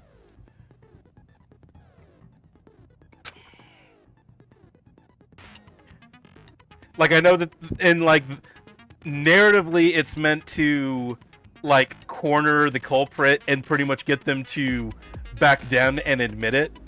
But that has nothing to do with the facts that are actually presented that the culprit committed the crime. So I guess it's like a big finale for the case, but what's the point of the closing argument then? But whatever. Yep.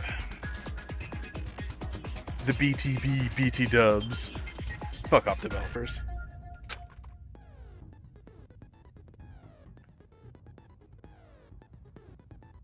Which this game does not have, the other ones are better just because all of the timings of your button presses actually match the rhythm.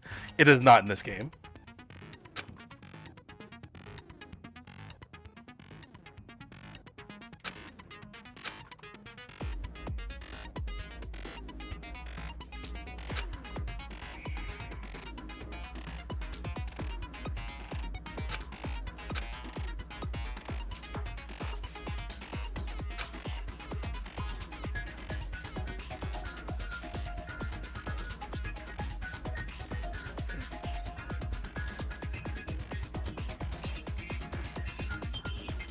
Yeah, I've heard of that game. I've seen a little bit about it. I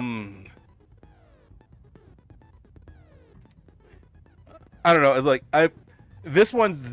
I'm playing this one specifically just because I know a lot about it and I just like talking about it. I I don't know. I thought about maybe doing a VN that I haven't, a VN that I have not actually played before. Like hell, it's a shame I haven't, because I'm finding everything I've seen about it super interesting, and I've long since missed the time to jump on that bandwagon. I really do need to check out the Phoenix Wright series.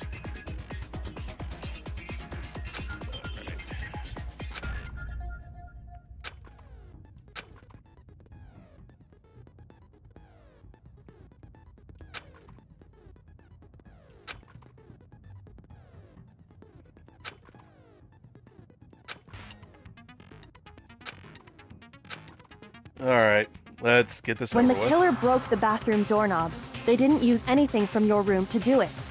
So what did the killer use? I refuse to acknowledge you. You're stupid. Stupid, stupid, stupid. Stupid, stupid, stupid, stupid, stupid, stupid, stupid.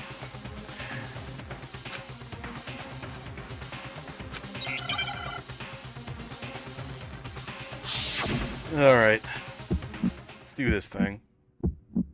Where's your proof? You kidding me? Not a chance. It wasn't me. Stupid. You lie. Shut up. Where's your proof? You kidding me? Not a chance. You lie. Where's your proof? You kidding me? Not a chance. It wasn't me. Stupid. You lie. Shut up. Where's your proof?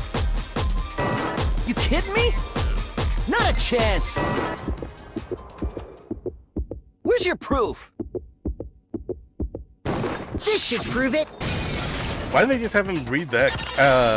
They actually just have him read the line there. The screws on the bathroom doorknob were removed. I wonder what kind of tool the killer used to remove them. I mean, it had to be a screwdriver, right? Oh yeah, I'm pretty sure the toolkits we got each had one inside. And that must be what he used. There aren't any other tools anywhere. But the toolkit in my room had clearly never been used. That's because the culprit didn't know it was your room. They thought they were in Sayaka's room. Only the boys got toolkits, so the killer naturally assumed there wouldn't be one in there. Okay, then whose toolkit did the killer use? Stupid, stupid, stupid! It had to be their very own toolkit. Stupid, stupid, stupid, stupid, stupid! Jesus Christ. Leon, would you mind showing us your toolkit? If I'm right about this, then the screwdriver will show some evidence of being used. Stupid, stupid, stupid! Huh? And if you say you used it for something else, you'll have to explain exactly when, where, and why. And let me say this right now. I lost it isn't an excuse at this point. Stupid. Stupid. You are fucked, my friend. Royally, extremely, completely. So, you have no rebuttal? Then it would seem we are finished here.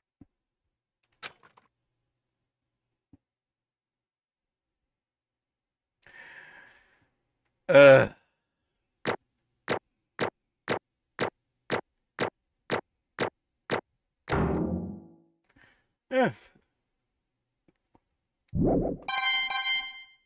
Damn, almost perfect. Almost. Looks like you've reached your verdict. Then are we ready to cast our votes?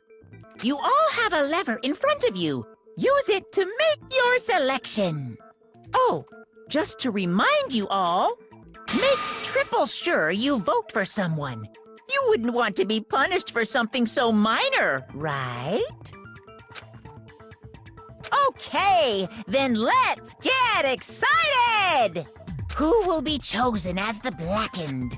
Will you make the right choice or the dreadfully wrong one? Monokuma had not said anything for a while that I almost forgot that he was here, and dear Lord, it was blissful. What's it gonna be? What's it gonna be? Place your bets, folks.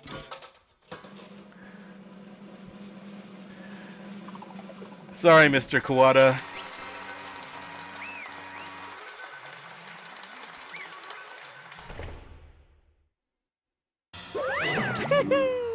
Uh-oh, it looks like you got it right on the money. The Blacken, in this case, the one that killed Sayaka, was none other than Leon Kuwata. Yeah, you committed murder. So we're gonna get to the execution. I'm going to tell you right now, the first time I saw this, it actually stuck with me for a little bit because before I already kind of felt that this game was a little dumb, but I didn't necessarily realize it how dumb it actually is at the end of the day. So when I first got to this part, it kind of fucked with me a little bit. Like, I thought about it more than I cared to, and for a good reason. This is definitely this is like the tone-setting execution of the entire series, and like, again, it's the one that was censored somewhat in the anime. It's also the one up until V3 that I would say is definitely the most graphic.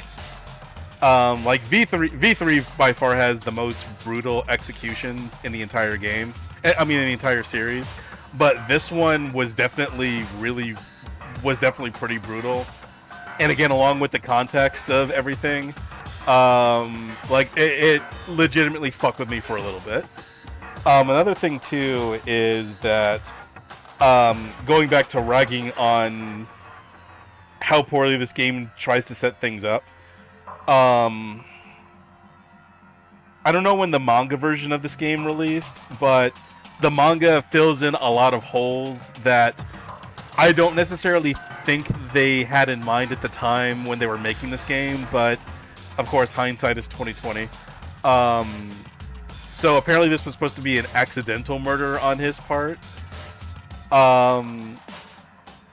Again, it's ultimately neither here nor there, and this is kind of a minor example of how the writers want to fill in plot holes after the thing that they released has already been, like, out there, holes in full view of everything. But yeah, like, we'll just get to it. Huh?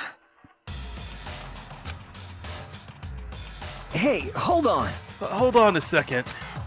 Leon, did you really kill Sayaka? Makoto, what was the last, let's see, where were we at? Like, hour and a half. What did you think happened? Like, that was what you were proving, bruh. Like, okay. But... I don't believe it. You son of a bitch! Son of a bitch. What the hell is wrong with you? I didn't have a choice. It was kill or be killed.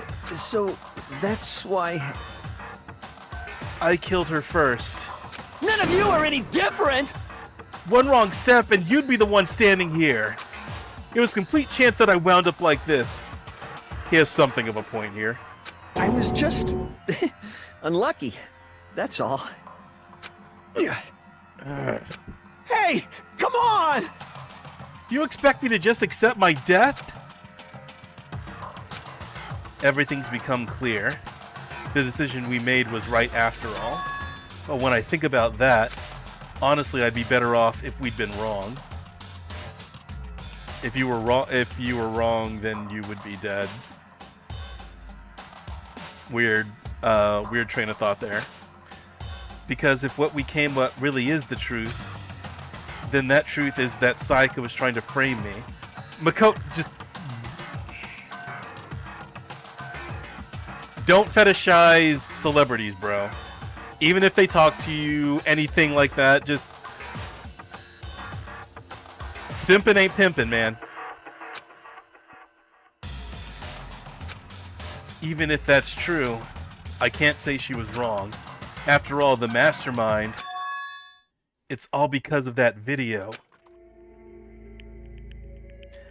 Even I couldn't handle what I saw in there. Well, you did better than she did, or... Well, yeah, you did better than she did.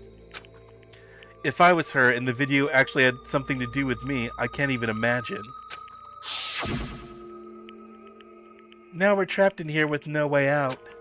They're probably waiting for me. Why? Why? I can't afford to be stuck in here. The one thing that was more important to her than anything else, her dreams, her friends. To have to see something like that happen to them. And Sayaka. I did whatever it took to reach that dream. I mean it, even some things that weren't so pleasant. Yeah, if you don't know about the shadier shit that happens in the Japanese idol industry, not easy to, it's not an easy topic to discuss. But even still, everybody else kind of got some kind of shit along those lines, and you decided to plan a murder, so... world's tiniest violin? Or maybe not the tiniest, but not much bigger? And that's why Sayaka, for the friends that meant so much to her, that's why she betrayed me. So when she said, No matter what happens, please always be there for me. I need you on my side. I mean, me calling you a simp is apropos. She was lying to me from the very beginning. She was using me. Is that why she talked to me in the first place? I guess I'll never know. Because there's nothing I can do to ask her what she was thinking. Once you're dead, that's that. Boy howdy, the entertainment industry must be damn it. The entertainment industry must sure be terrifying. They order words in a way that is not natural sounding to me. I mean, to try and kill someone just because of those relationships. Ba-bum, ba-bum. She seems so nice and lovely on the outside, but inside she descended into pure madness. What did you say? Phew. I understand. Really, I do. Yup. You're in utter despair thanks to Sayaka's betrayal, right? Compassion, intimacy, love. The stronger those feelings, the stronger the despair when they collapse. Stop screwing with us. This is all your fault. I do have to give props for Makoto for just like seeing right through the bullshit. I do appreciate that. I like that early on, like Makoto is like, no, fuck you, you're responsible. Sayaka being forced to do something like that. All of it, everything. It's all your fault. Suddenly, in a frenzy, I lunged at Monokuma. But... That's enough. As angry as I was, Kyoko latched onto my arm without hesitation. Her grip was like iron, strong enough I was sure it would leave a bruise.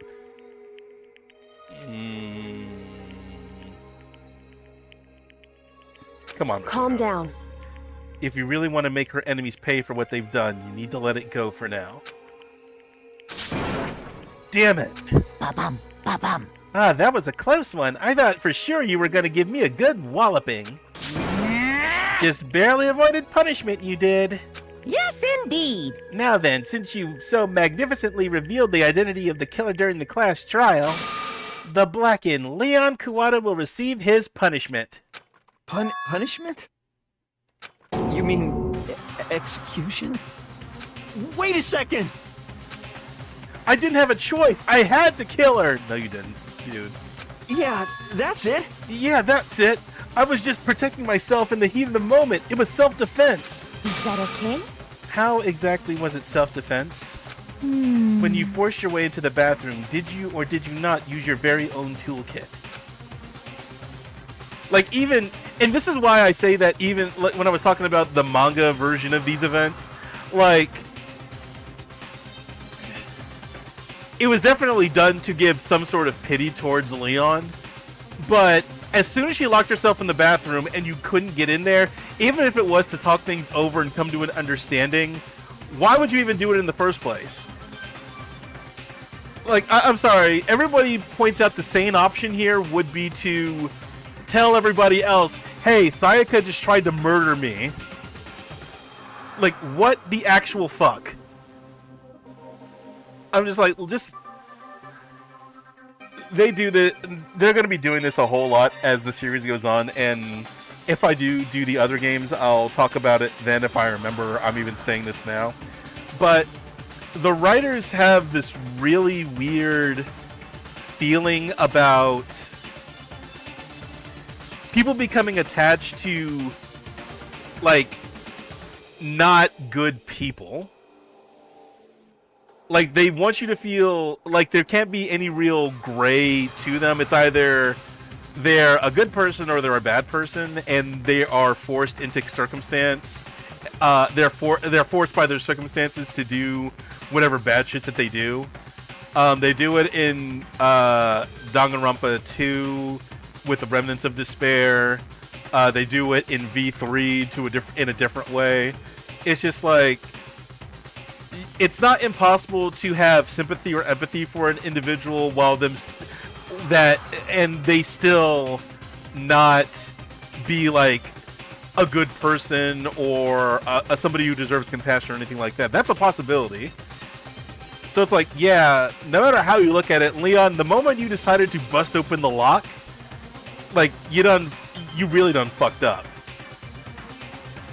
It's like, yeah, see, after she shut herself in the bathroom, you went out of your way to head back to your own room.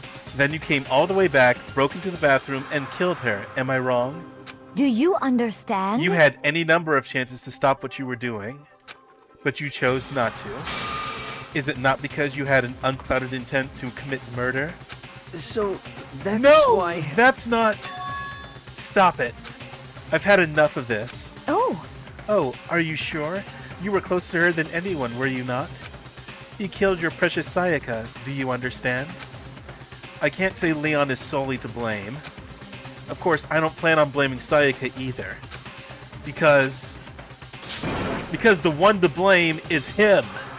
Huh? Say what? If it weren't for you, this never would have happened to Sayaka or Leon. We shouldn't be fighting each other. We should be fighting against the one who... Makoto the GOAT, for right now. He's gonna say or do something stupid later on, definitely. But, yo, like, real shit right here. Makoto understands it better than anybody else right now. Unbelievable. Uh-oh, did you awaken to your sense of justice? Hey, Well, it just so happens there's nothing more unethical than an unwavering sense of justice. After all, it's people with that sort of mentality that perpetuate war all over the world. Fuck off, Monokuma. Is that the kind of justice that's awakened within you? Just shut up. Okay, well, anyway, more importantly... Thrills, chills, kills! Let's hurry up and get to what everyone's been waiting for. The punishment! I'm begging you! Please, don't do this! Hey! No more begging. Come on now! No more excuses. You must pay the penalty for breaking the rules. Society demands it. God, I hate this fucking bear. Stop! Please! Now then, I've prepared a very special punishment! For Leon Kuwata, the ultimate baseball star. No, no, no, no, no, no! Let's give it everything we've got! It's punishment time! Again, gonna warn you if you're a first time watching this. It's not the worst thing ever, but it ain't pretty to look at. No!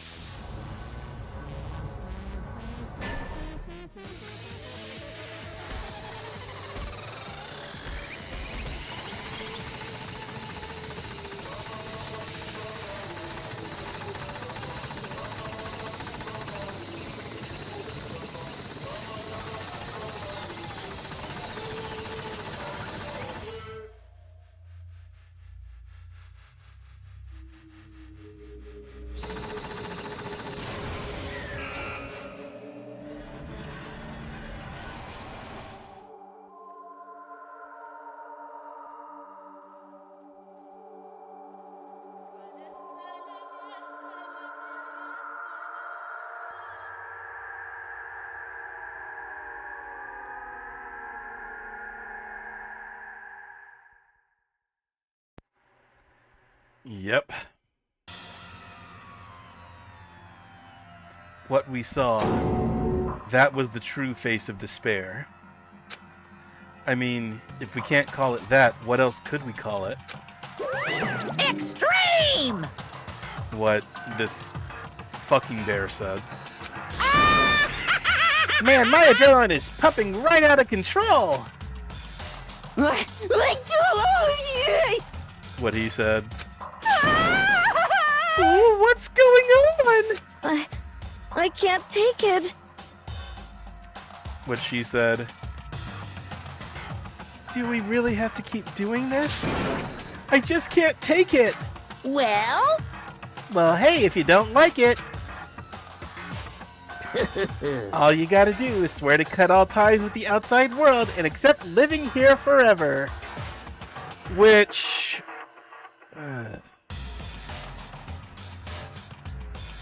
one of the things that I'm going to be looking forward to is talking about the mastermind when we get closer to that part. Because...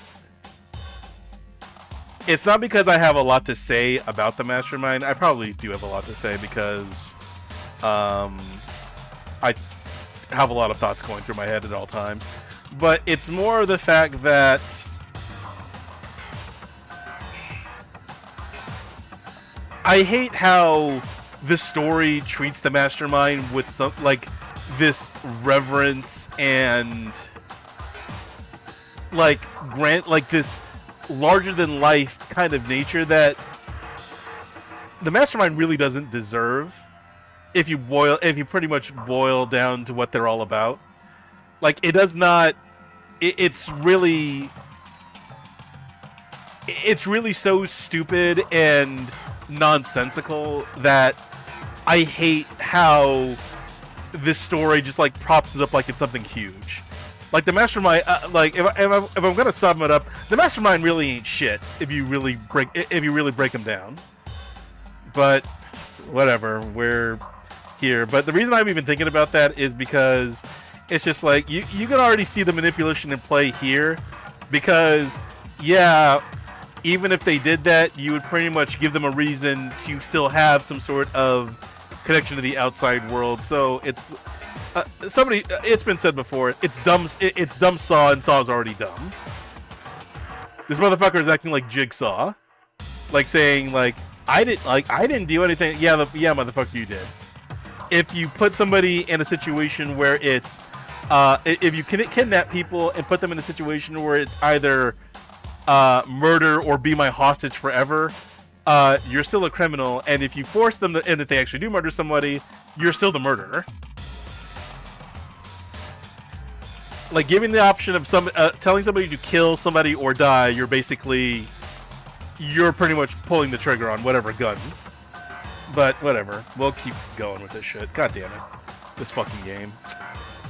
But that's only if every single one of you can get on board with that. God. Damn you! Man, fuck you. Why the fuck are you doing all this evil shit to us? What the heck? Evil? You make it sound like I'm some dark, awful secret society type of guy. Fuck off with how meta you guys are, I swear to God. Say what? Or in this case, a dark, awful secret society type of bear. Well... so why are you putting an upstanding young citizen like me through such a grueling ordeal? Hey, It seems like you're trying to use common sense to make sense of something that doesn't make sense. That's like trying to put a mile on a scale. I just don't think it's possible. God, I hate that this actually sums up the mastermind in a nutshell, but they're doing it in a facetious way to make it seem like it's something more bigger than that. Hey, I don't think what you're saying and what I'm saying quite fit together. Shit. You piece of shit. I don't know who you are, but I'm gonna pound your ass into the ground. I mean, understandable, Mondo. You did try that earlier, and you almost got fucking blown up. You must really hate to get so angry, huh? Oh, you must really hate me to get so angry, huh? But if you do that, you're barking way up the wrong tree. What happened because more than one of you decided you wanted to get out, right? See, this is what I'm talking about. No matter how much time passes, you can't cut free of your regrets from the outside world. You're to blame. Of course we can't cut free of the outside world, being trapped in this insane place. You're trapped, are you? Well, I'm sure once you learn all the mysteries of this school, your thinking will change for sure. You'll think, boy, isn't it so wonderful how we all get to live here forever? What does this mean? What are you trying to say? Hey, I feel like there's some deeper meaning hidden in there. Just like before. Thrills, chills, kills! Anyway, let's get to the Blackened's punishment. That's what everyone is waiting for after all. hey, When you say everyone, who exactly are you referring to? Sorry, I've said everything I've got to say. I need to save some of the fun for later.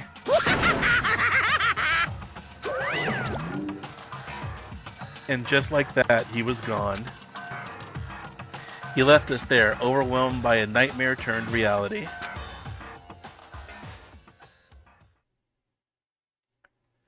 Even after he was gone, we stood there forever, unable to move. Actually, no, it was... That was a dumb line. Everyone just lost their sense of time. We were all too scared. Scared of being alone.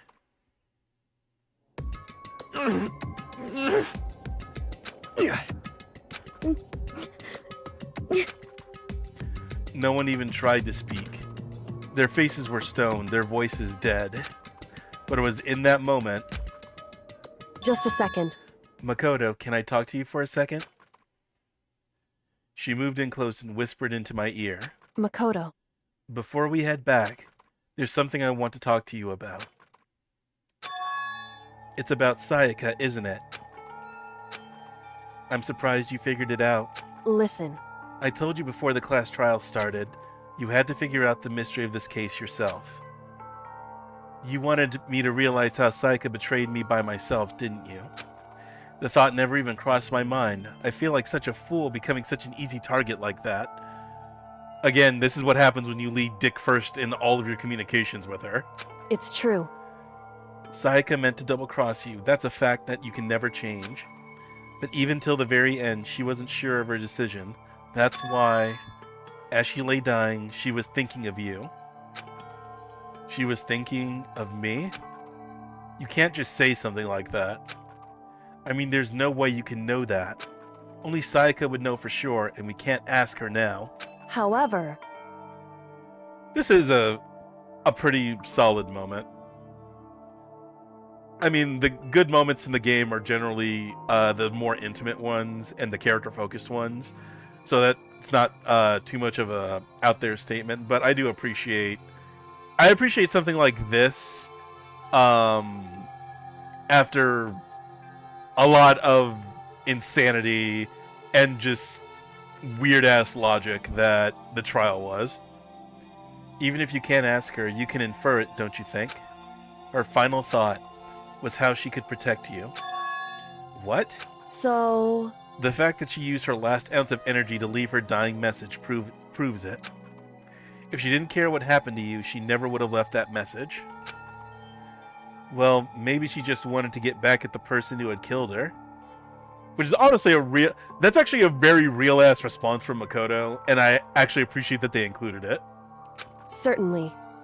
That's certainly one possibility. But I don't think that's what it was. Anyway... She was uncertain. She wasn't sure if she could kill someone or deceive you. Which is why her plan failed. I mean, her plan failed mostly because she got the drop on... Leon got the drop on her. Other than that, again, it's nice, but let's...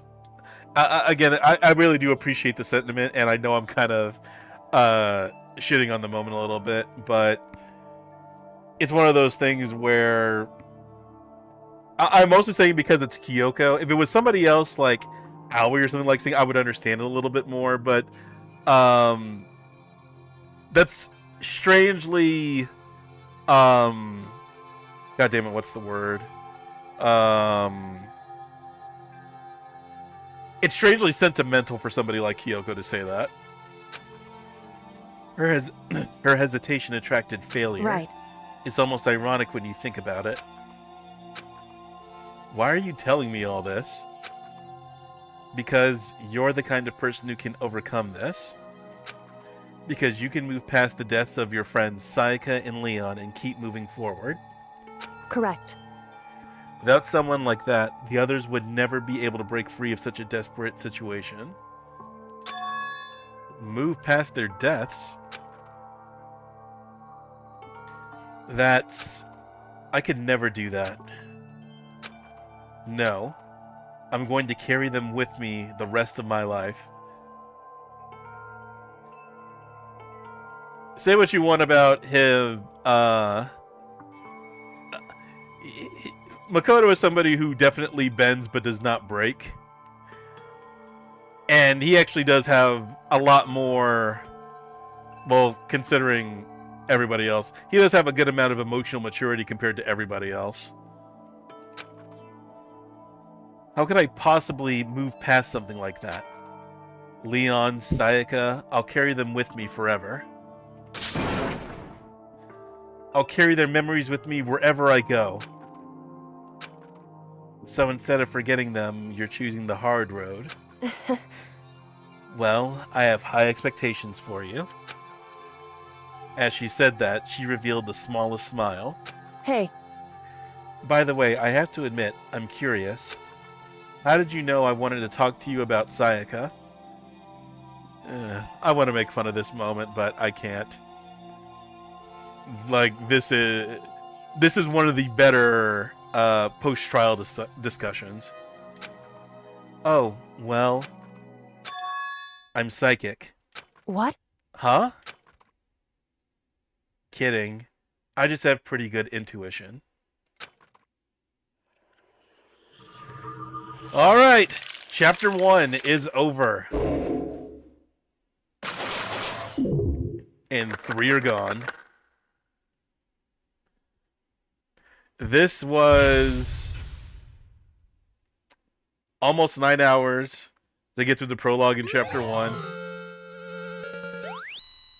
I don't think everything, all the other chapters are going to take quite as long. Thank God. But shit. There is free time, and I tend to forget how long free time is going to be. Each free time is. But yep.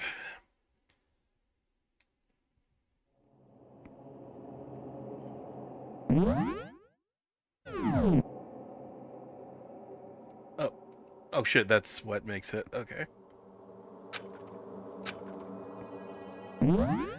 Alright, so we will get on with chapter 2 relatively soon. Probably, I mean, well, next week. I'm not exactly sure. It's probably going to be Friday when I move on to when we get to the next stream. If anything comes up, I will definitely inform, but hey, look at that. We got all the way through chapter 1. This very dumb yet fascinating game. I don't remember if I said this. Danganronpa is weird in the sense that, again, it is very interesting, and I do have a lot to say about it, and I always wind up coming back to it in some way. But at the same time, I really cannot recommend this series to anybody unless they have a lot of free time on their hands and have a lot of time to waste, because I kind of meandered into this game. I did not seek this out. It has, like, and that's like kind of part of the history of this game also, in that I don't think anybody anticipated, including the people who made the game, being as popular as it wound up being. I'll probably talk about that later on, but yeah, like, this game's success is kind of an enigma, and it really just goes to show how word of mouth can actually do, it can just do wonders for anything's popularity if it gets spread in the right places. But anyway, chapter 1 done. Sayaka, Junko, and Leon are now dead. We've got 12 more students to go. We will continue and get to chapter 2 the next stream. It's probably going to be Friday. I will post about it on my community posts when everything is a little bit more fleshed out. Appreciate everybody who stopped by or checked this out after the stream.